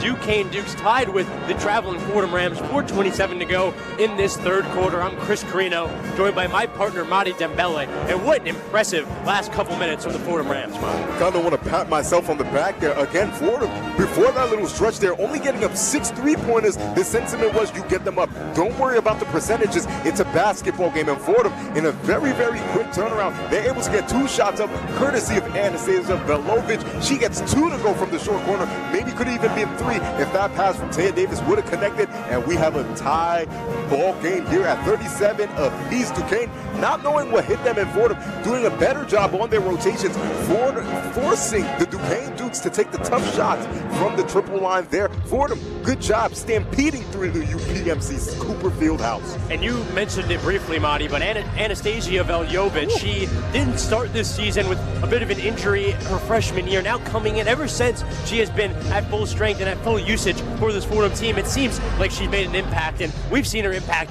massively here in this third quarter. Yeah, not just her. We talked to Coach Bridget Mitchell before the broadcast, Chris, and she said this team is extremely young, but they are precocious. It's not just Veljovic, it's players like Amaya Ferguson, who's gotten a lot of burn at the lead guard position. It's been players the likes of Rose Nelson, who's gotten better and better each year. Carissa Antoine, Kayla Berry improving year in and year out. It's a very young team. Emma Wilson-Saltos just thrown together, and they've been able to put together a very solid basketball product. They have to be proud of themselves. Young, but very, very talented. I would say even prodigal, if I'm not stretching the truth there. Green and McConnell in a mini stack here in the backcourt. McConnell gets it. Should be guarded by Veljovic tightly. Up ahead to Green. Green has it in the front court now on the right wing, driving through the right side of the lane and finishing with the right hand at the rim. Green on the finish, getting Duquesne back out to a 2-point lead. Crossover right to left, getting past almost 2 defenders there. Taya Davis into the front court. Tamora on the right wing behind the arc. Back to Taya Davis. Taya Davis drifts out to the left wing. Davis moves into the left block to Mora. Mora picking up a second defender, having some trouble. Veljovic wide open on the right wing. She'll take another 3. No good, offside rim. And a scrum for the rebound. Offensive rebound brought down by Emma Wilson-Saltos. No good on her putback, but she'll go to the line for 2. And again, Fordham, the stronger rebounding team here at 37.7. Rebounding margin between them and their opponents, 4.8. It's a game of inches, and if Emma Wilson-Saltos and players like her are able to keep doing that, then Fordham may have themselves a chance. Emma Wilson-Saltos with a chance for 2 at the line. 39-37, Duquesne lead. 3:43 to go in this third quarter. First one is no good for Wilson-Saltos, who's had her own problems at the line this year. She gets there a lot from her hard work down low. And she misses the second as well. A lane violation on number 11. That one, Mackenzie Blackford, and it'll be another free throw for Wilson-Saltos.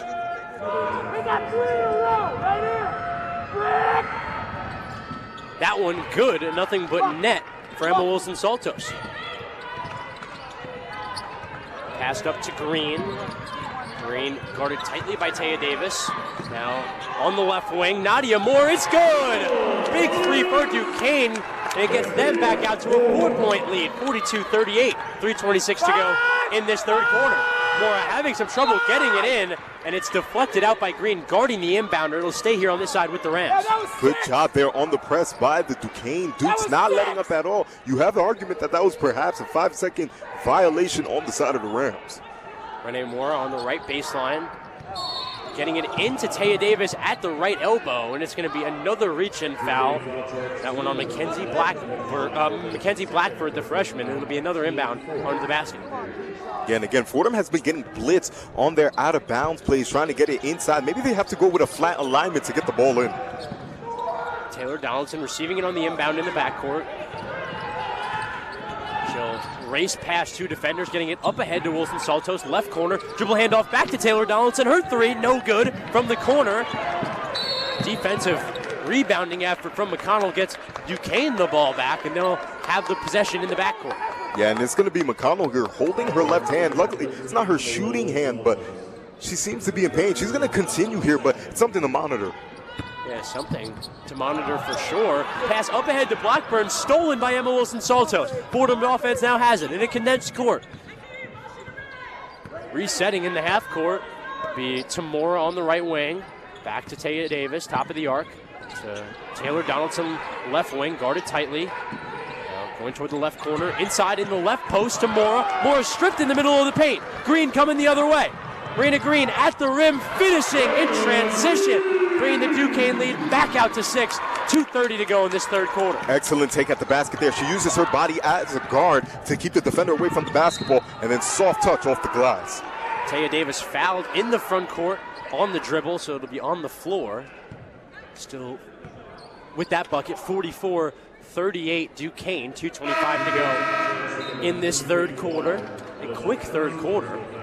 Had a bit of an intermission, bit of a medical problem here at the field house, but the third quarter has flown by afterward.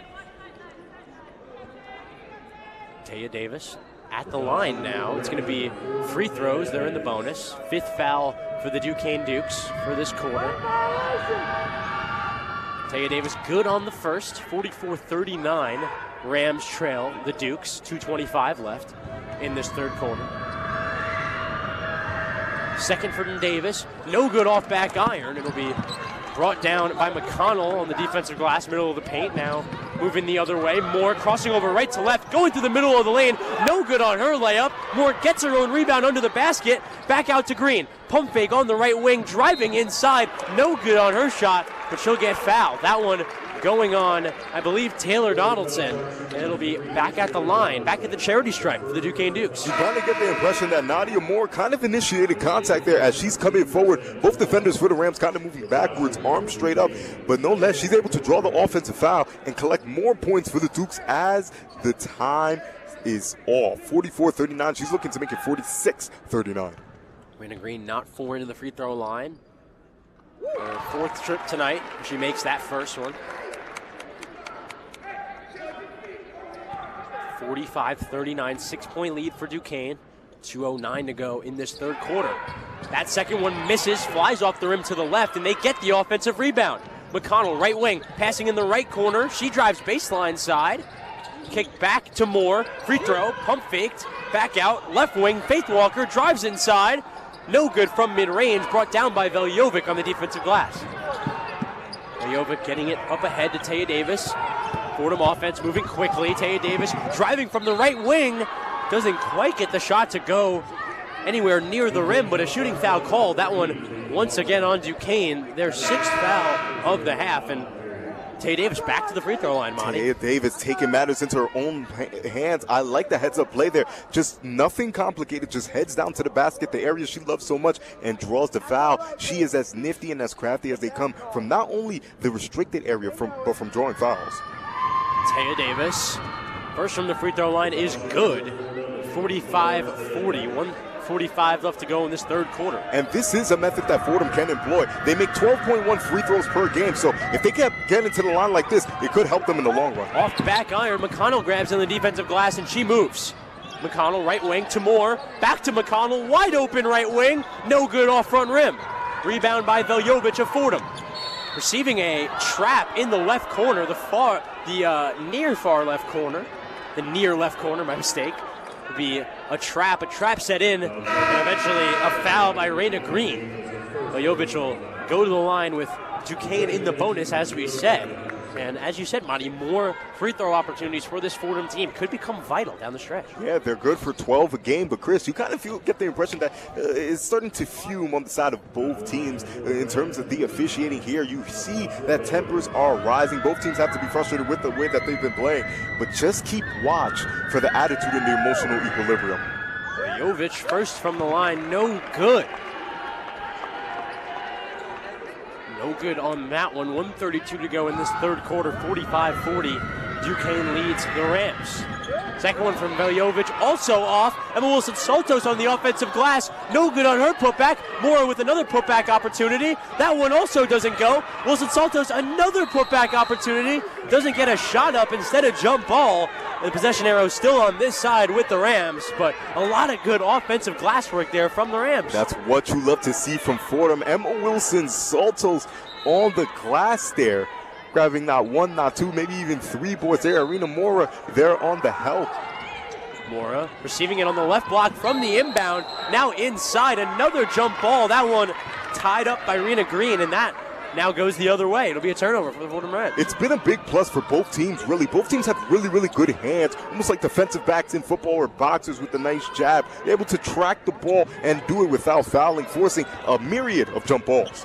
McConnell to Green. Green brings it up to the Duquesne offense, driving to the right side of the lane. Back out to Moore, right elbow. Moore backing down Ferguson, spinning into the middle of the lane, almost losing the ball. Back out to Hutchinson, and a foul called before she could do anything. That's off the ball. It'll be on Emma Wilson-Saltos, barreling over there at the top of the key, and it'll stay on this side. It'll actually be one more foul before free throws for them, so another inbound for the Duquesne Dukes. And it'll be taken out on the right baseline, under the basket. Yeah, Emma Wilson-Saltos with the late hit there, but shout out to Amaya Ferguson staying tough even as Raina Green tried to body her down low. She is the bigger player, but Amaya Ferguson keeping it clean, keeping it kosher, and forcing the pass to go out towards the perimeter. McConnell receiving it on the screen from the inbound, now has on the baseline, back out to Moore, pump fakes on the right wing from three. Pass to McConnell, right corner. She's wide open. No good off right side of the rim. And a lot of athletic work there on the glass from both sides, ending up in Fordham ball out of bounds. Going the other way.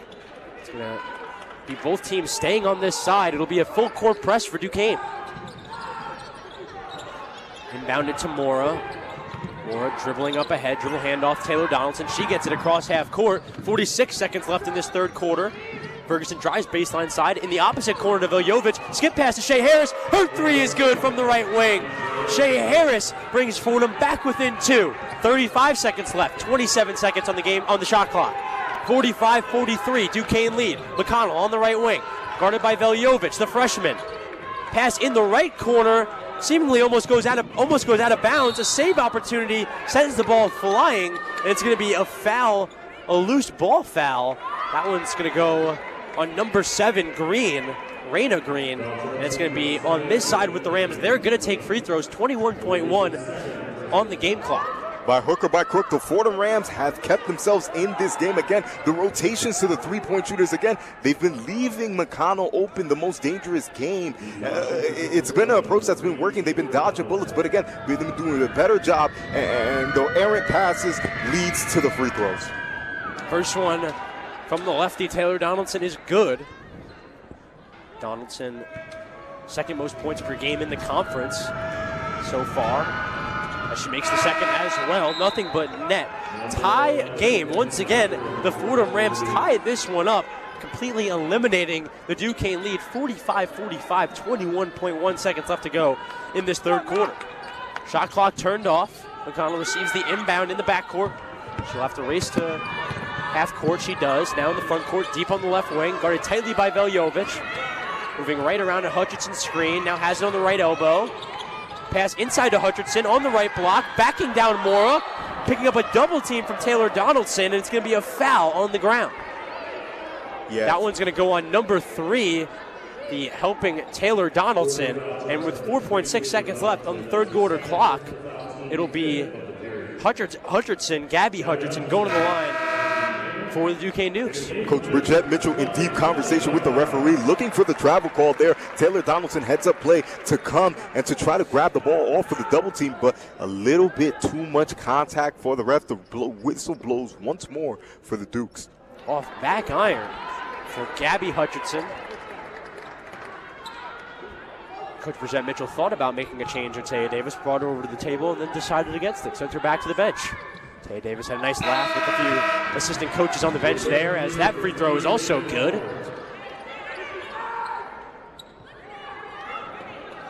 (46-45), 4.6 seconds left on the third quarter clock. Inbounded to Veljovic of Fordham. Up ahead to Shea Harris at half court, and she'll lose it. It falls out onto the scores table right next to us, and with 1.3 seconds left, Duquesne will have the ball, up 1.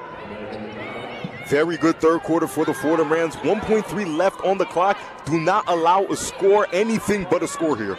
It'll be taken out at midcourt. McConnell gets it right off the inbound at the left wing. Couldn't quite get a shot opportunity off in time. As Megan McConnell not happy with the tight defense from freshman Stasi Veljovic. And that's it for 3 quarters from the UPMC Cooper Fieldhouse on the campus of the Duquesne University. Madi, it's been a really important third quarter for the Fordham Rams, closing that gap that they had in the first half. And overall, a real sense of belonging for the Fordham Rams in that third quarter. Yeah, for the Fordham Rams, you have to be happy with the basketball product you put out there in the third quarter. By hook or by crook, you got the points. Free throws, aggressive defense, and a sense of urgency is what you've lived and put your hat on and lived. I would say it kind of hung your hat on, if I do say so myself. From the Steel City, after 3, the Duquesne Dukes up 1, 46-45 over the traveling Fordham Rams. We'll be right back with Fordham women's basketball on WFUV Sports after this scoreboard update from Will Schenk. Take it over, Will. The one-on-one scoreboard. In A10 women's basketball, St. Joe's is now killing LaSalle 77-42, and the Bonnies are down big to George Mason 46-29. In 2 blowouts, Richmond downed UMass 82-52, and Dayton took out VCU 69-49. It's also Football Sunday, and the Eagles beat the Giants 20-13. The Falcons are fighting for their playoff lives, tied at 31 with the Carolina Panthers. The Commanders are also fighting. They are fighting for playoff seeding, hoping to avoid the Eagles down 3 to the Cowboys. The Packers have the same dilemma, trying to avoid the Eagles down 2 to the Bears. The Bucks are also fighting for their playoff lives, up 1 on the Saints. Possible NBA Finals preview is also underway between the Thunder and Celtics. Boston is currently up 27-25. With the one-on-one scoreboard, I'm Will Jing.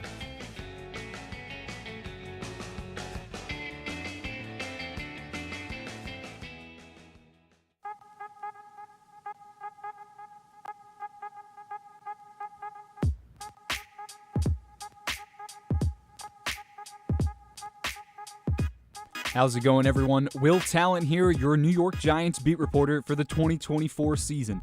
Follow alongside me at talent_Will on X to catch all of the updates on your New York Football Giants from MetLife Stadium. With rookie sensation Malik Neighbors and big free agent acquisition Brian Burns, WFUV Sports is the place for Big Blue coverage. WFUV, your home for New York sports.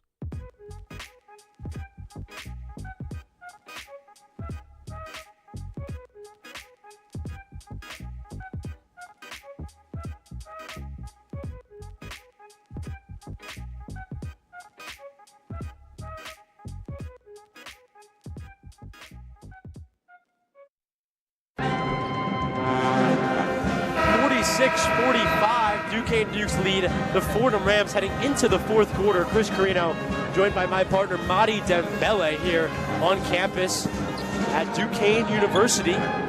Fordham Rams closing the gap in the third quarter. Now going to try and finish the job in the final.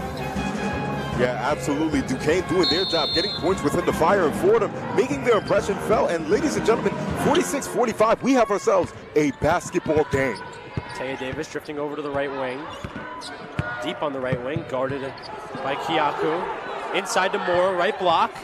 Backing down Brown, out in the left corner to Veljovic. Her three, no good. Rebound by Moore on the offensive glass. Back out to Donaldson. She loses it off her shin, and now the ball's on the ground. A mad scrum, and it's going to be a jump ball in favor of the Fordham Rams. Yeah, you say scrum. It reminds me of my days playing in rugby. It's happened ever so often. Saw some extracurricular activity here from both teams, a little pushing and shoving. Chill out. Nothing that's over egregious by the referee standard. There's going to be, I think, a review here, or at least a referee discussion. So, two tiny crowds are forming on the court. Coach Brissette Mitchell and Coach Dan Burt meeting their starting fives out there, just talking a little bit. Nice to see some grit and some fight. A lot of the identity, a lot of the adjectives that would go toward the identity that Coach Brissette Mitchell's trying to make in this program. Yeah, perhaps without the theatrics, but it's a lot of what you like to see here. Fordham has gritted themselves back into this game. They've employed a very slow style of pace, ugly and rugged, and they've been getting it done at the free throw line there. The Duquesne Dukes, once again, ladies and gentlemen, they've been holding strong, getting points within that fire, that stampede that Fordham has been employing to them, and a single point separates these two teams. And again, Fordham has done an excellent job defensively. They've only allowed more than, get this, 56 points in one affair in any of their 7 wins, and that goes back to the most recent game against Richmond, and they've held the Duquesne Dukes to 46, so excellent job on that end for them. Yeah, it does seem like low-scoring affairs when the Rams have come out on top so far this season. The last game against Richmond, obviously not that a largely high-scoring affair, but nice to see that the Fordham Rams can compete highly in two very different types of games. Yeah, absolutely. Absolutely. And again, very, very impressive win against Richmond, lacing them, matching them from behind the arc and from the field in general. It was a very, very good win. And if you're Fordham, you have to be proud of the way that you've played, not only in that game, but in this game as well. And matter of fact, Chris, I even go back to our trip to California, put up a very, very good fight against the UCal Bears. Very, very exciting game against Xavier. And now you have a nice stretch of Fordham basketball, which you have to be content with, win or loss. Yeah, still a referee discussion. 2 referees at the scorers table looking at some sort of monitor. The third referee with the ball under his arm at center court. And I think it's going to be a timeout called as well. Yeah, it's going to be, I believe, a full timeout. We're going to check. One of these teams is sitting down fully on the bench. The other is fully on the court. So definitely mixed signals here, but we'll figure it out. You kind of saw earlier there. Coach Brissette Mitchell also getting a explanation to the confusion. Yeah. And yeah, timeout called. Fordham's 5 on the court. Now take a seat. What were you going to say there, Monty? Yeah, you kind of get the impression, going back to the third quarter, I said the tensions felt like they were rising. Part of that due to officiating the sloppy play of both teams, not able to get off their offenses. But you kind of see with that last play between Velovic and McConnell. McConnell telling the ref to watch number 9 because she's getting a little bit too handsy with me. But then it all boils over now. So it's time for the emotions to come back into check. And let's see whose equilibrium is tested strong and true to win this basketball game. Both teams in their huddles with their respective head coaches, the officials on the scores table. We'll take a little break from Pittsburgh. 46-45, Duquesne leads the Fordham Rams. 9:38 to go in this game. We'll be right back with women's basketball on WFUV Sports. Hey, it's Chaz McAdams here calling you to tune in to WFUV Sports One-on-One, New York's longest running sports call-in show. With hot takes covering all sports from the 5 boroughs and beyond, to interviews with some of the biggest names in sports media. We're live Saturdays on the WFUV Sports YouTube from 11 a.m. to 2 p.m. and then later on 90.7 FM from 11 p.m. to 2 a.m. Come join us next Saturday for One-on-One.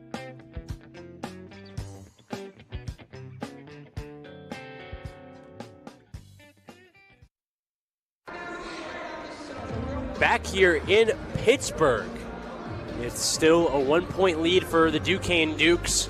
It's Megan McConnell leading the game with 20. Her Duquesne Dukes up 46-45, 9:38 to go in this fourth quarter. Talked about it a lot, about how this Fordham team was able to close that gap in the third quarter, play a lot of good ball, and it's been extremely competitive ever since then, even bleeding in to this fourth quarter. Yeah, you see the emotions start to steam and pile over. This is like a hot pot of gumbo that is ready to explode. The emotion, the style of play, it's all here from the UPMC Cooper Fieldhouse. Both teams putting it all on the line, and a single point is all that separates them. A little bit of an intermission as the officials seem to try to figure out what's going on, but we have ourselves a ball game, Chris. A ball game indeed. Again, Coach Brissette Mitchell out there on the floor. It's going to be Irene Moore. It's going to be Velovic, Donaldson, Shea Harris checking back into the game again. Going back to last game, 11 points in this one, had a bit of a smaller impact. Referees here talking with Morris specifically. Yeah, referees just seemingly refusing to use the PA to bring the spectators in on what's going on. They let the crew next to us know we seemingly don't get the same type of love. Yeah, not at all. You could assume that it was probably stemming from the fight there. And it's going to be an intentional foul on Brown of Duquesne. It's going to be on Keandre Brown, intentional foul. And then another foul on Fordham as well. I'm believing they're canceling each other out. Right, that might be a muscle in football. I don't even think that. I'm not sure. They didn't update us, so I'm not sure. Nonetheless, just guessing. Yeah, Green in the left wing into Kiaku on the left elbow, crossing over right to left. Now moving right around to Brown, screen at the right elbow, back out to the right corner. Kiaku driving through the middle of the lane, trying to give a lob pass into Brown. She finally gathers it, takes a mid-ranger, no good for Brown. Fordham's offense now moving the other way.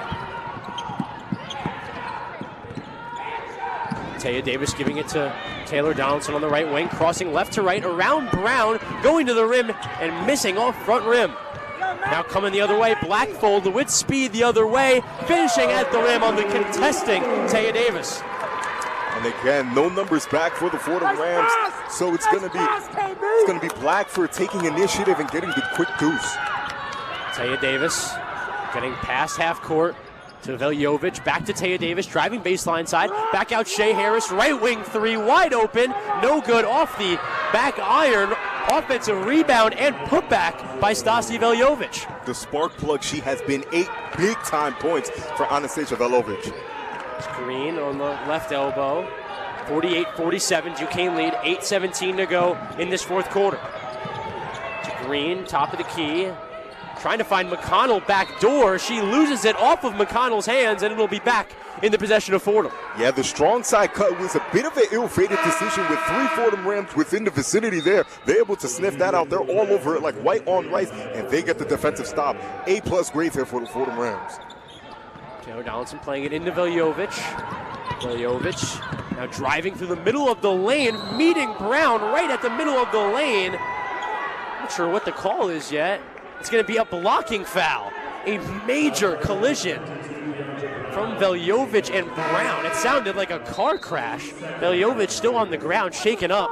It's going to be a foul on Keandra Moore, and it'll be with the Fordham Rams. Yeah, I've heard a phrase before about an immovable object and an unstoppable force there. They kind of collide, and it's going to be Brown a little late to the party there. Veljovic able to beat her to the spot, and Fordham's able to draw it, but she's going to take a seat here, and that's a big loss for the Fordham Rams. Maya Ferguson checks in for her. Yeah, holding her knee. Might have been on some knee-to-knee action. That's not good. Never good. Particularly because she came back from a lower extremity injury to start the season. She'll receive some treatment by Allie and the rest of the medical department with Fordham. The pass back out. Taylor Donaldson will receive it deep, and I mean deep, on the left wing. Dribble handoff Ferguson. Ferguson now has it top of the key at center court to Shea Harris on the right wing. Jab step right, now going left around a Wilson Saltos screen. Finds Wilson Saltos cutting, couldn't quite get her the ball, and it's going to be a foul on Emma Wilson Saltos in the backcourt. Duquesne has it. A little bit of the crowd might picking up audio from Wilson Saltos. She's like, what did I do? I didn't do anything. Tried to keep her hands there. Kind of got a little bit too much hip action in. She'll sub back out after that foul. That being her 5th foul. She's now out of this game, cannot return. Really early foul out for Emma Wilson Saltos. 3 fouls for Taya Davis. That's the only person with more than 2 fouls on this Ram roster, now that Wilson Saltos is fouled out. Taya Davis guarded full court by McConnell. Bring it to Blackford. Blackford back to McConnell, right wing. Going left around a Brown screen. Now pass back to Blackford. In the right post to Brown. Brown trying to spin baseline side. Spins paint side. Couldn't quite get it to go in the middle of the paint. And it's going to be an offensive foul. Irene Moore on the offensive rebound, elbowing with a flying elbow Brown. And it's going to stay on this side with Duquesne. And again, the tenacity here. You see both coaches irate, not happy with the job that's being done in terms of officiating here. Bridget Mitchell pleading and begging for her case. Irene Mora doing the same thing. She's slamming as she grabbed the rebound, turned around, and Kajata Brown was just in her face there, kind of leaned in a little bit into her elbow, and she goes down with the play. It's going to be another full timeout. We'll stay here.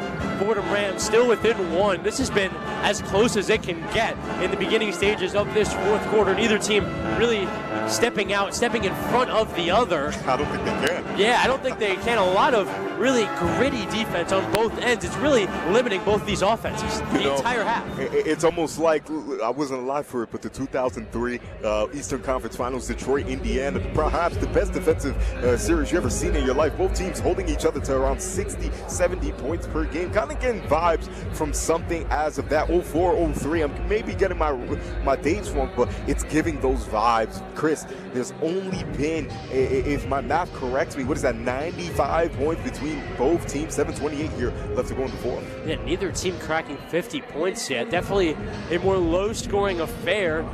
It's been a little less efficient for both these teams from around the field, but I think in general the defense is really what has created such a low-scoring game here today. Yeah, both teams can hang their hat on their defense and tip a cap to it because it's been stellar all night long. Again, the rotations by both teams, particularly Fordham, have been a little bit screwy, but they've been able to pick it up. The fire, you see it as this game's gone along, and it's been really a seesaw effect. Fordham to start, Duquesne in that 2nd and 3rd quarter kind of era there, and then you have Fordham coming back and showing you why they belong in this game.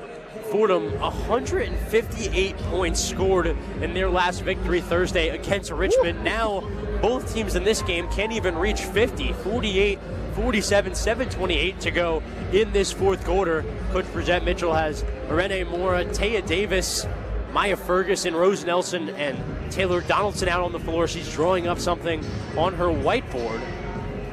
Taylor Donaldson has contributed today, maybe not as much as we are used to, but that maybe more says something about her standard than her play today. 11 points, 7 rebounds, 1 assist.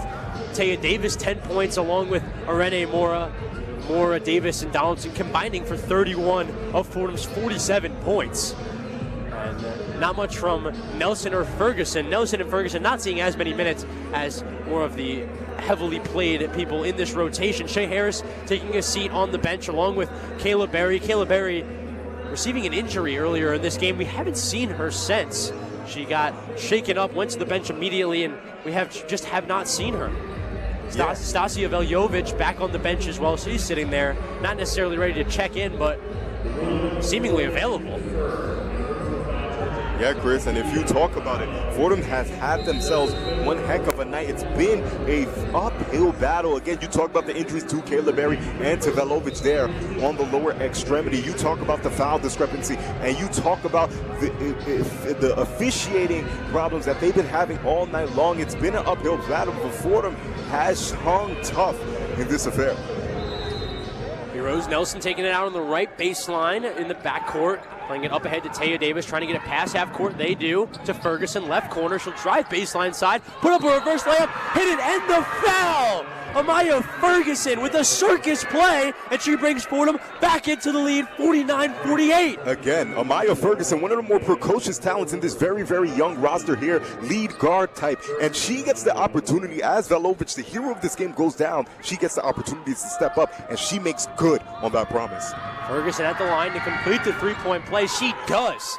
2-point lead for the Fordham Rams, 50-48, 7:18 to go in this fourth quarter. Green, dribble handoff. Kiaku, another dribble handoff to McConnell, deep on the right wing, and a foul there on the ground by Amaya Ferguson. She fouls Kiaku, and it'll stay on this side with the Rams. Kiaku will take it out right on the scores table across from us. McConnell gathers it in the backcourt, and drift over to the left wing. Move right around to Green screen, top of the arc, finding Green on the roll, kicking it out, left corner, Kiaku, kicking it out to Moore, top of the arc, her three, no good. Offensive rebound brought down by Mackenzie Blackford, and the Dukes offense will reset. McConnell driving to the right side of the lane and finishing from the right wing. Impressive play there by Megan McConnell. They got no answer for that. No answer. 50-50 tie ball game, 6:39 to go in the fourth quarter. Taylor Donaldson has it on the right wing, moving left around a Donaldson screen. Now has it at the left elbow, takes a jumper and hits it. Taylor Donaldson's unstoppable. It's now deep on the right wing, McConnell. McConnell drifting to between the circles. She moves right around to Green screen, through the same lane, kicking it out right corner, Blackford. Her three is good! Mackenzie Blackford from downtown, and she gives Duquesne back the lead, 53-52, 6:03 left to go. And a turnover forced on the inbound. It's forced by Mackenzie Blackford, and on both ends, what play from the freshman. Both teams giving everything, blood, sweat, and tears. That is one hell of a basketball run there by both teams. Shot after shot, blow after blow. Ladies and gentlemen, tune in from Pittsburgh. The UPMC Fieldhouse is jumping. 6:02 to go in this fourth quarter, 53-52. McConnell fakes driving baseline, then does drive baseline. Kick out in the left corner. Blackford. Pump fakes, now brings it out left wing. To McConnell, center court. Drifting over to the left, guarded by Veljovic. Once again, the freshman. Moving right around to Hutchinson's screen, now at the right elbow. Back out to Kiaku, stolen by Taylor Donaldson. Deep on the right wing, coming the other way, and finishing the other way, plus the foul again! Taylor Donaldson gets it to go, plus the foul, and another Fordham lead, 54-53, 5:33 to go in this fourth quarter. And from all the emotion in her body, Taylor Donaldson yells out, and one, ladies and gentlemen, in the blink of an eye, 18.5 points per game. She now becomes the leading scorer for the Rams at 15 points, 7 rebounds there, and a single assist. Taylor Donaldson has awoken. The beast, the dragon, is here.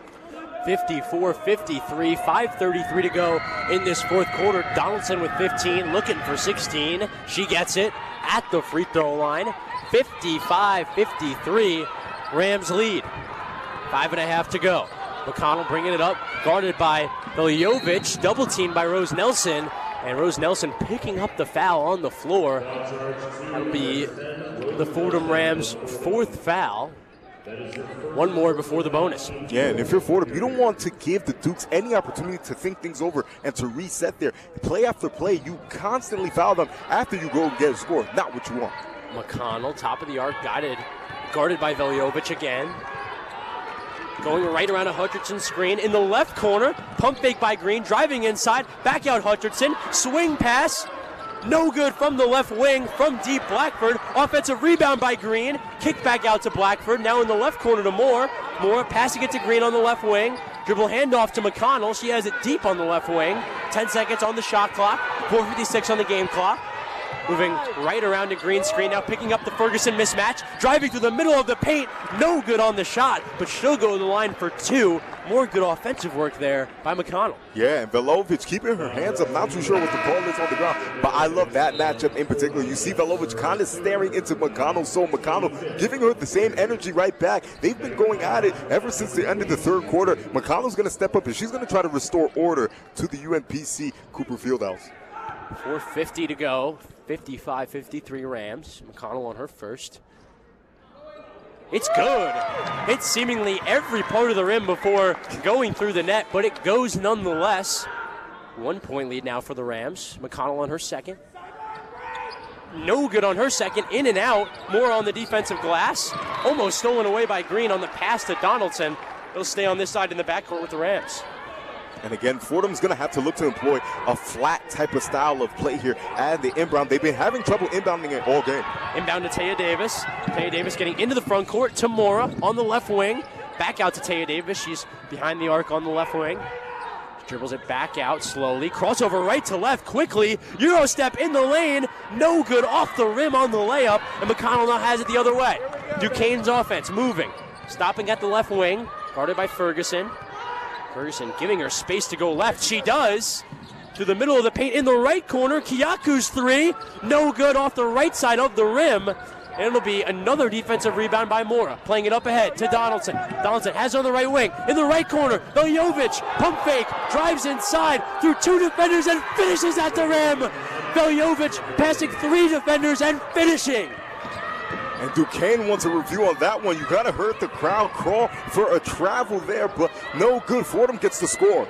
57-54 Rams, 3:50 to go. McConnell moving right around the screen, and Veljovic with a little hand check action receiving the reach-in foul. McConnell will go to the line for two. Not a foul you want to pick up there. Not a foul you want to pick up. Christopher Carina, I don't know about you, but the basketball gods are shining down on the Duquesne Dukes and the Fordham Rams. They do not want us to go home. No, they do not. 57-54, 3:48 to go in this fourth quarter. It has been a close affair.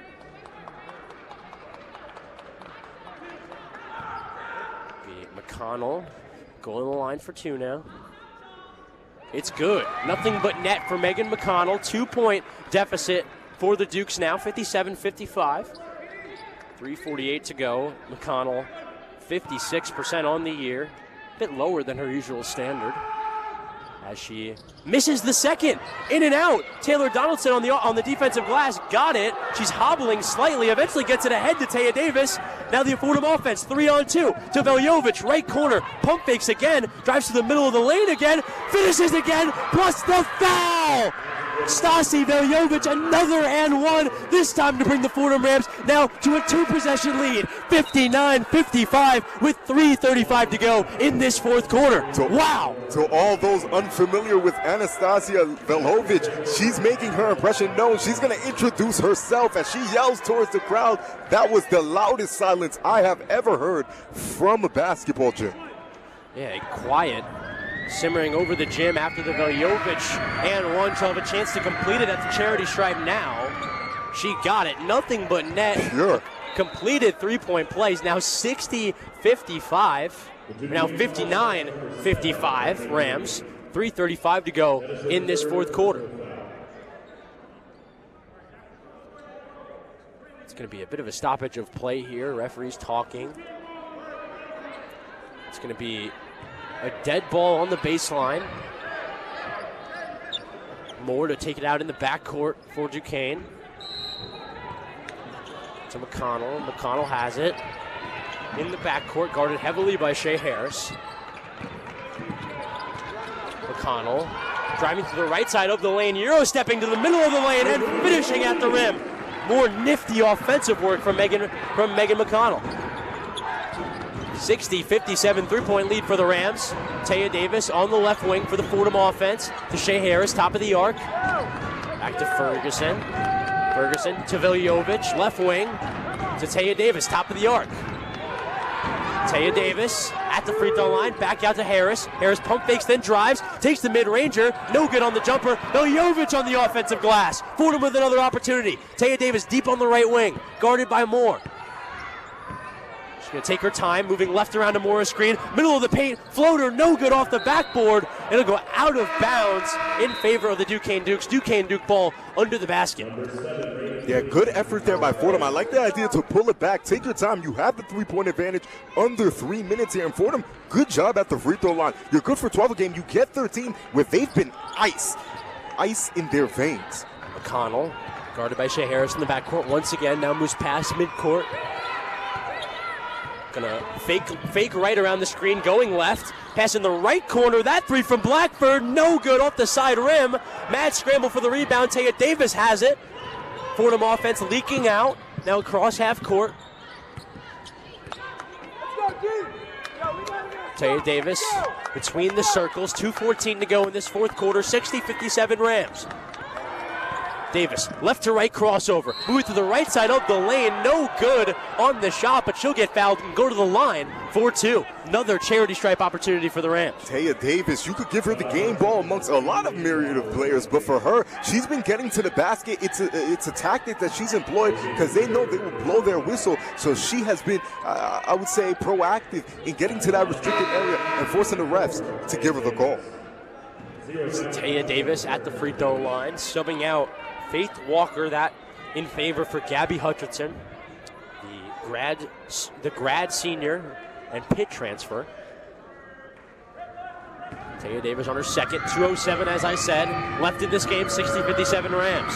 Taya Davis making the first, bringing this Fordham lead out to 4. And I do like the Duquesne Duke substitution. They're bringing Hutchinson in for rebounding and defense. They're going to try to funnel the ball to her so she could protect the rim. Off back iron, Hutchinson gets the rebound. Good call there, Monty. Now Duquesne offense going the other way. McConnell, top of the arc, guarded by Viljovic again. Now moving right on the right wing, crossing over to Hutchinson, top of the arc, driving through the right side of the lane, putting up a shot. It swirls around the rim and off the rim, but a foul, and Hutchinson will go to the line. More free throws in this game.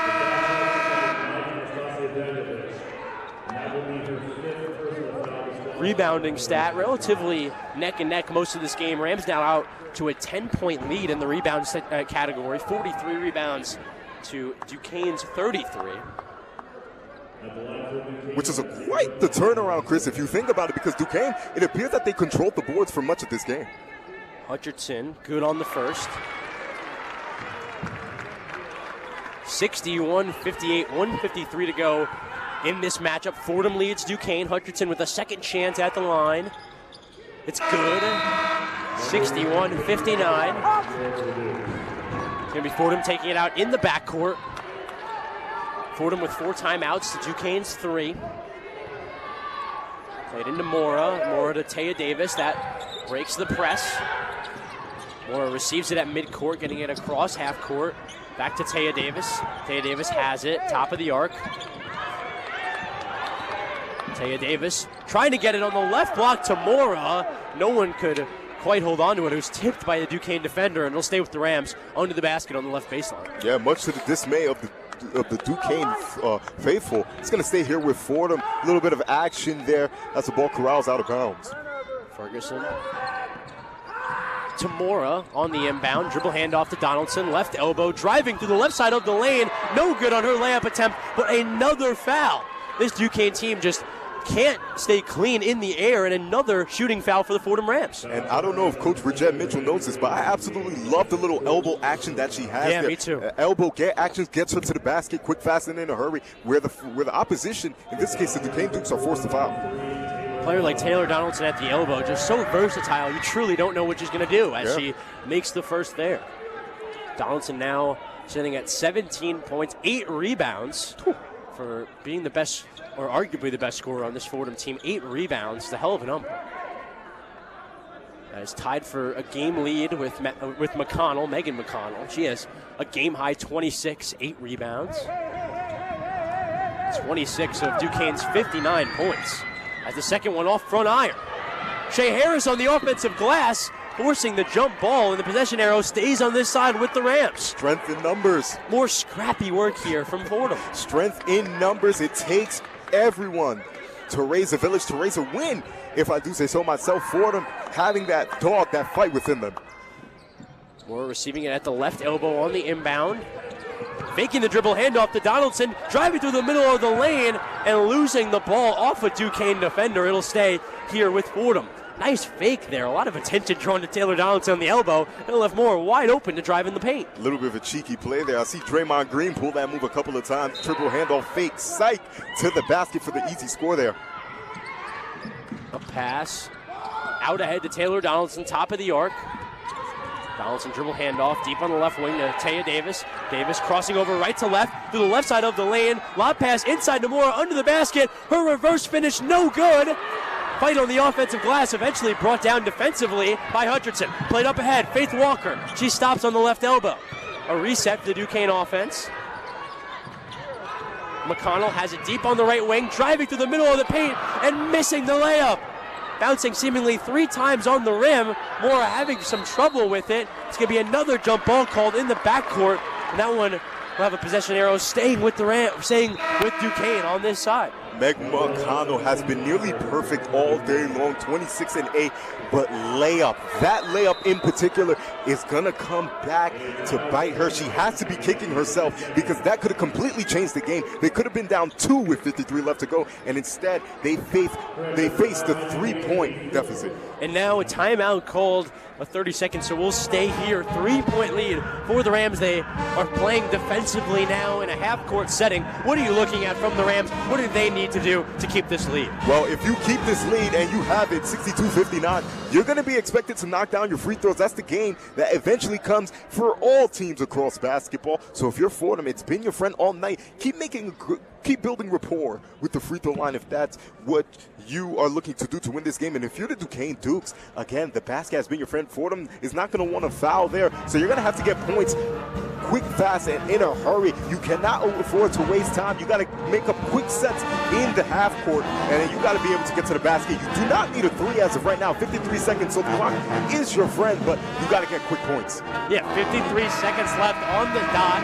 62-59, Fordham lead over the Duquesne Dukes. In a game that's been extremely eventful, Monty. Yeah, Chris. Very, very fun. Again, the basketball gods are shining down here in Pittsburgh, Pennsylvania. I don't know what we did to receive this gift, but I'll take it. Their last game against the Richmond Spiders on Thursday, another classic game that went truly down to the wire, and it seems like we're getting another game in a very similar light here today. It'll be, as I said, under the basket for Duquesne on the right baseline in the half court. 4-corner set on the inbound pass to McConnell in the right wing, almost stolen away by Shea Harris. I love the initiative. She had the big-time rebound on this end to give Fordham possession back, and now her hands are like sticky glue, fly trap. She's all over that basketball. To get the ball stolen after calling timeout to draw something up cannot have been, well, Coach Burt's first choice. McConnell has it on the baseline, passing in the left corner. Moore's 3, quick fire is good! Big 3 from Nadia Moore, and that brings this game back level once again.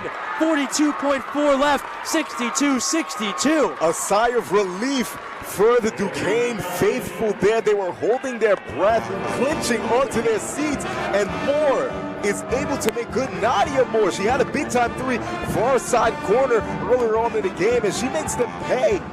She makes the Fordham defense pay here for their mistakes. 62-62, weak rotation there by the Rams, and Nadia Moore is able to extend the life, give her Dukes more life. Faith Walker checking in on the scores table. She'll be in there for the Duquesne defense. Similar shot made in the Richmond game on Thursday. Budnick from the left corner brought the game back within 2 after seemingly over and created a much longer end to that Richmond Fordham game. Very similar vibes on the 3 there.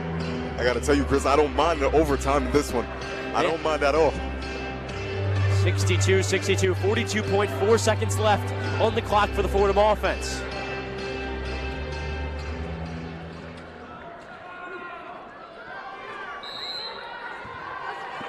It's going to be inbounded to Taya Davis deep on the half court at the center court logo. Drifting over to the right wing. Moving left around a Morris screen at the free throw line to Taylor Donaldson, top of the arc. Dribble handoff Ferguson. Left wing, her 3. No good off the left side of the rim. And Duquesne will quickly call timeout after the defensive rebound. 24.5 seconds left on the clock. Still a 62-point tie. Yeah, tie game here. 24.5 left on the clock. Shot clock is off. Duquesne's going to plan to have the ball for the last possession here. They're going to look to the heroics of their best player. I can already prophesize it here. They're going to turn to Meg McConnell. 26-8. She's had a big game, and she's had to battle through the tough, rugged Fordham defense here. They want her to get her, I would say, crowning moment here. So I'm looking, I'm prophesizing maybe they run her off some threes. Maybe they isolate her in the backcourt, get her sprinting forward with the ball in her hands. Either way, Meg McConnell will decide the fate of this game. Meg McConnell, 26 points on the evening. She averages just 0.1 under 20. And they've needed all 26 for Megan McConnell today. 26 of the Duquesne 62 points. 62-62. A little while ago, we talked about how both these teams couldn't crack 50. Now it's 62-62. Maybe they did it to shut us up. Duquesne inbounding in the front court. Green into McConnell, as Mahdi said, deep on the right wing. Now drifting over to center court on the Duquesne logo. 18 and counting. Drifting over deep on the left wing, guarded by Taylor Donaldson. McConnell going right around to Hutchinson's screen on the right wing. 7 seconds, 6 seconds on the baseline. McConnell picking up a double team and then picking up the jump ball call. Taylor Donaldson initiating it. And with 3 seconds left, the Fordham Rams are going to have the ball tied with a chance to win. The Duquesne Dukes put it in the hands of their ace, but what they forget is that the Fordham Rams have an ace of their own, and she does it on both sides of the ball. Taylor Donaldson not only leads this team in points, but she also among the team leaders in steals at around 2 per game, and she shows you why she is not the defender to pick on. Yeah, another 30-second timeout. We'll stay here. The Fordham Rams, it looked bleak there. With 24 seconds left, a tie game, you really don't think that the Fordham Rams are going to get an opportunity. But a fantastic job by, of course, who else? Taylor Donaldson, not only doing the work offensively, doing the dirty work, as we've explained all evening long, and now maybe picking up the biggest defensive play of the entire afternoon. Slow start offensively for Taylor Donaldson. You are actually, where's Waldo? But she's come along nicely in the second half. She's picked up a majority points here in the fourth quarter. 17-8 is on the scorecard here. And again, to reiterate that big-time steal, anything could happen with 3 seconds here, and Fordham gave themselves a chance. Rose Nelson inbounding directly left from our point of view of the Fordham bench, directly across from us. Faith Walker will be there on the inbound, and a timeout called by Duquesne. Duquesne calling a timeout. It's going to be a 30-second timeout. We'll take a quick break, and we'll be right back with Fordham women's basketball on WFUV Sports.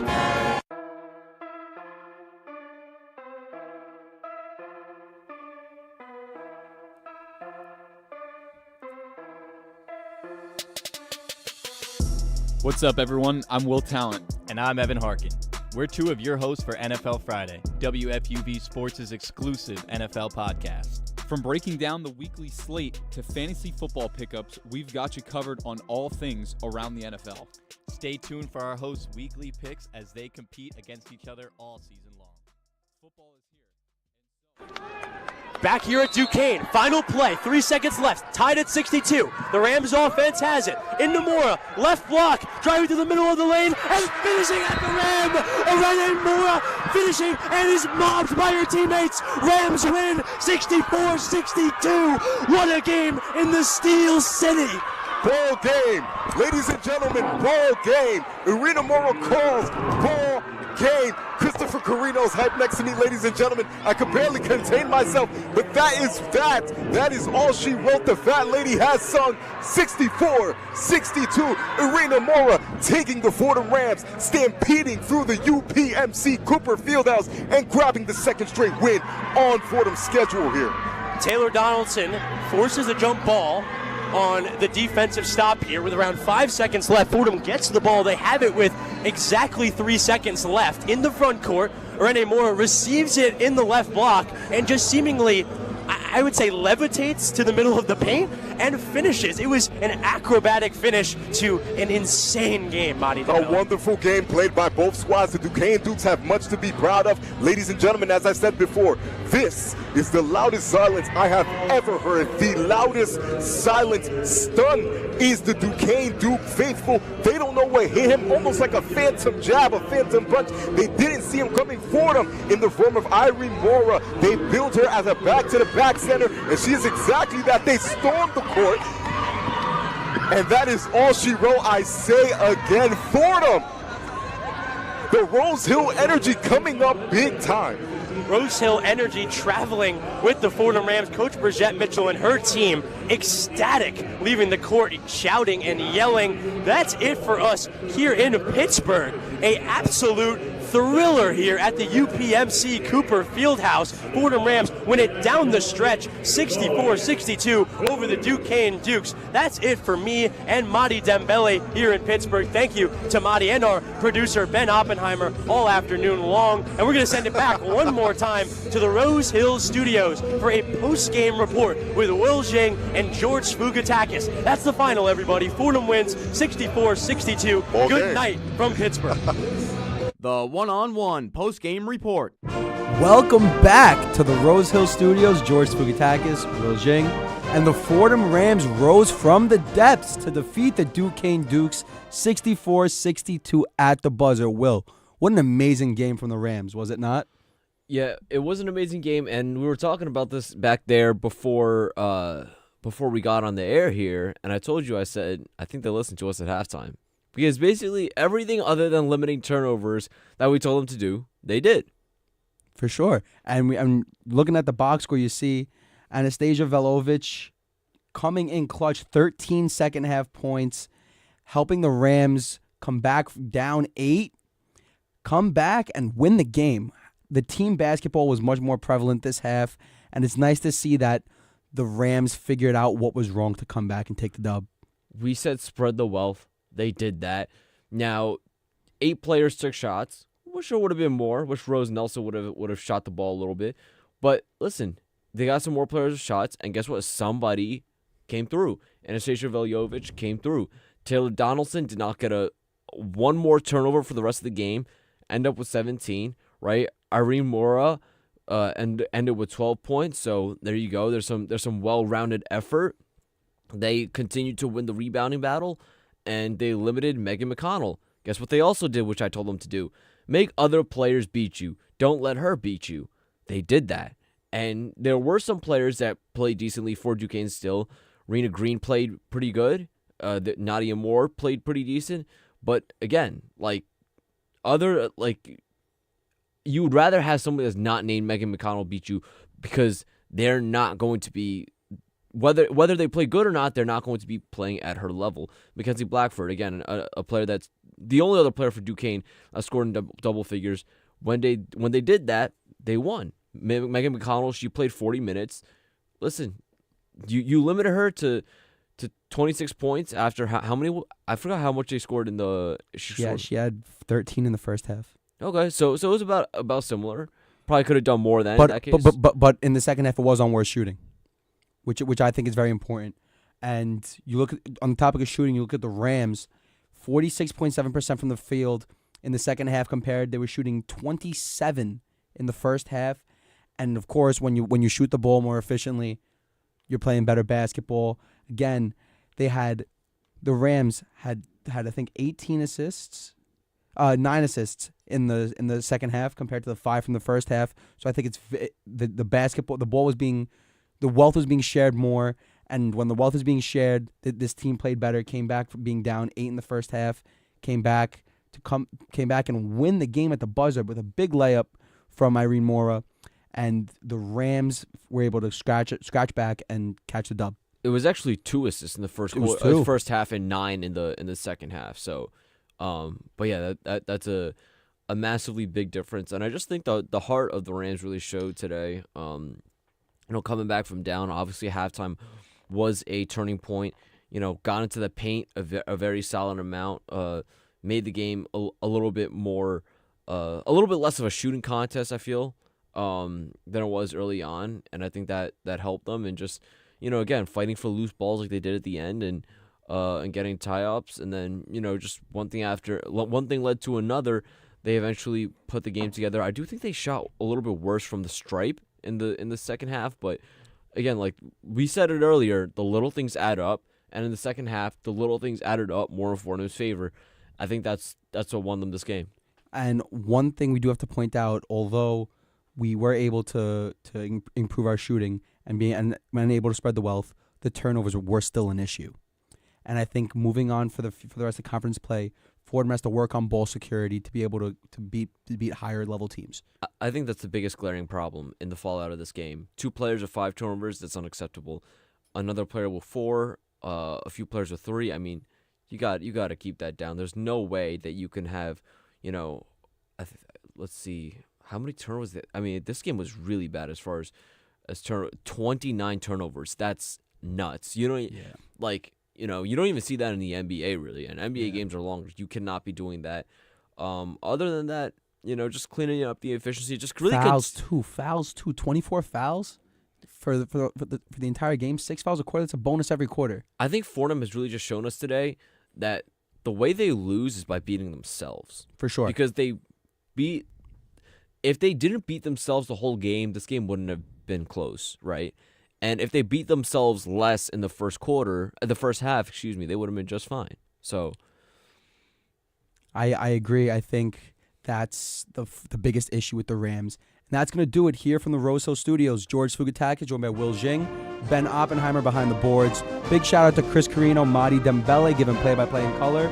Bobby Chaffardini is our sports director. And this Fordham women's basketball game has been a production of WFUV Sports.